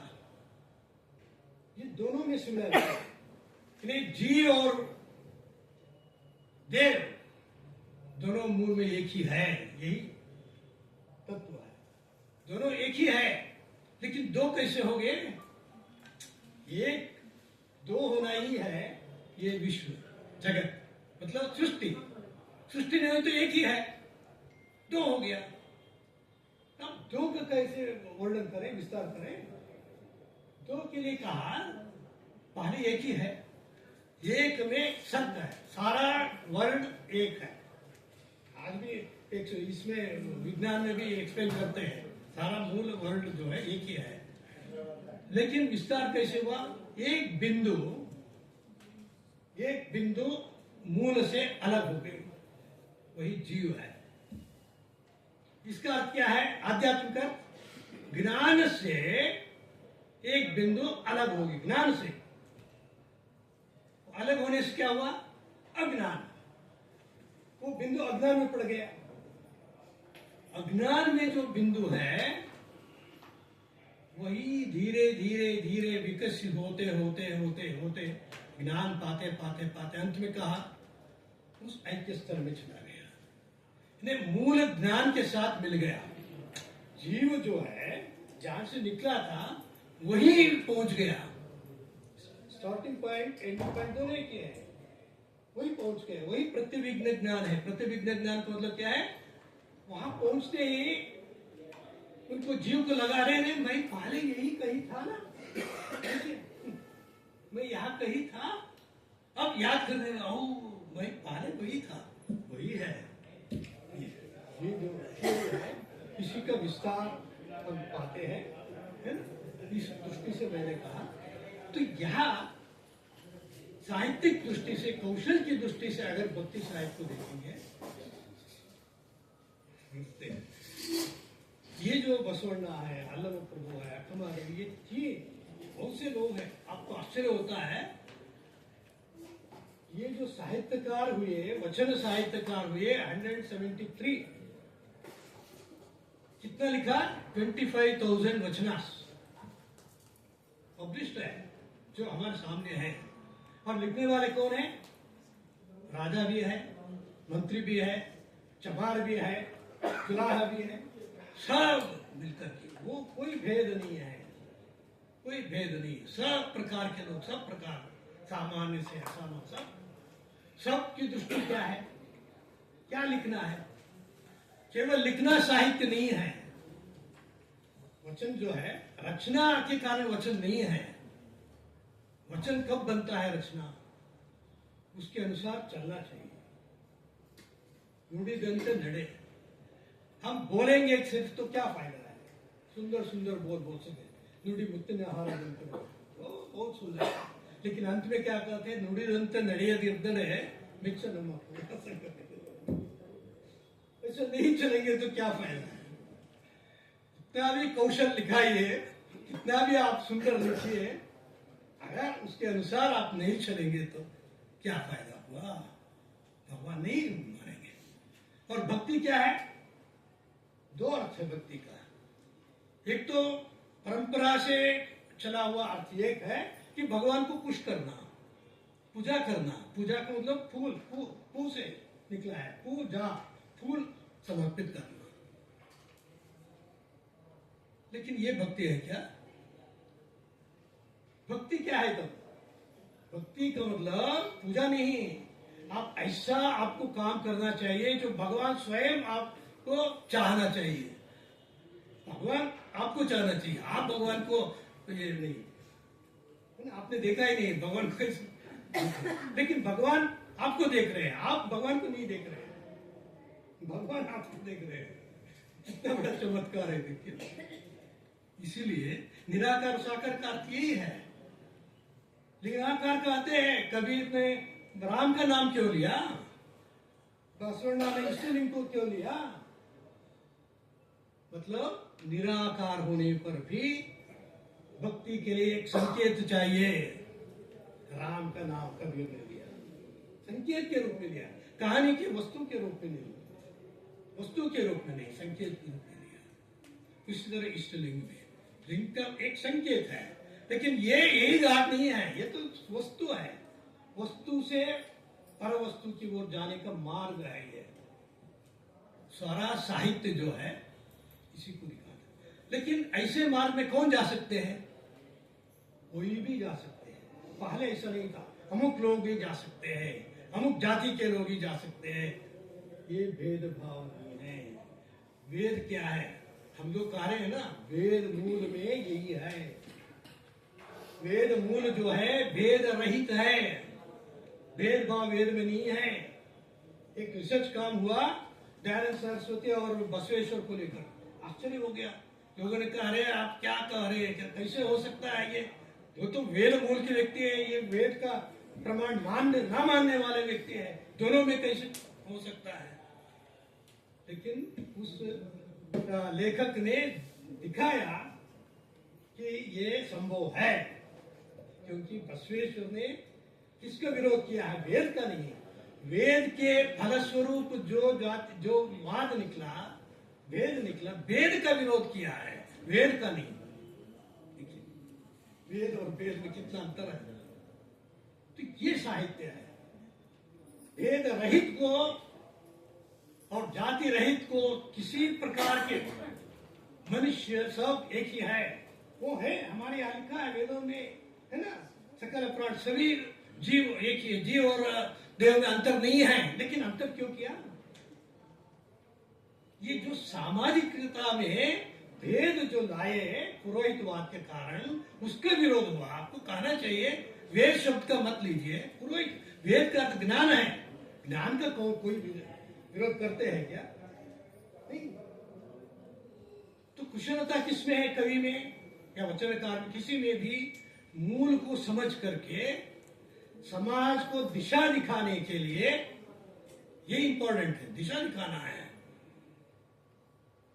और आचरण शुद्धता के लिए, मानव जाति के भलाई के लिए, सकल जीवात्मा देश ने हुडल संगम देवा, देखिए जीवात्मा की भलाई से भलाई, तो ये उद्देश्य है। इस उद्देश्य से लिखने के लिए चाहे जो भी कौशल अपनाइए, भाषा कौशल हो, भाव हो, है ना, चमत्कार हो, जो भी कीजिए, लेकिन आपका उद्देश्य एक है, वो इम्पोर्टेंट है, वो मानव जाति वंदे वदम, वो उद्देश्य होना चाहिए। तो इस विचार को लेकर के, है ना, और समापन में मुझे कुछ अपने विचार रखने के लिए आपने जो मौका दिया, और इस विषय में जो गांभीर्य है, गंभीरता है, और इसको आगे बढ़ाने के लिए संभावनाएं है ना, इस पर भी विचार करने के लिए मौका दिया आपने। इसलिए आप सब के प्रति, अध्यक्ष जी के प्रति और सुनील कुलकर्णी जी के प्रति मैं अभिनंदन करते हुए, अभिवादन करते हैं और आप सबका नमन करते हुए मैं अपनी बात को समाप्त करता हूँ।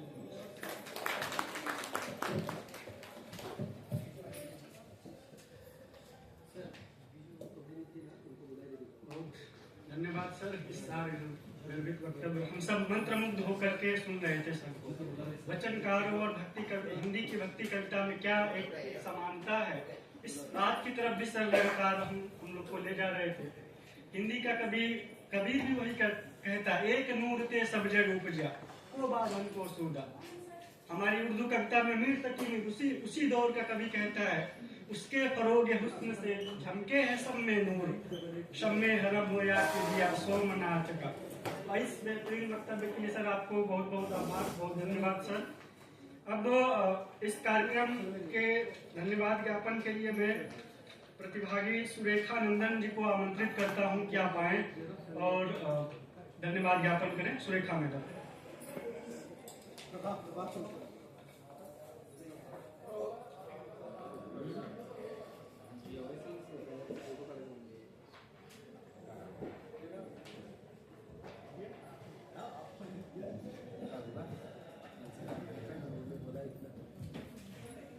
नमस्कार।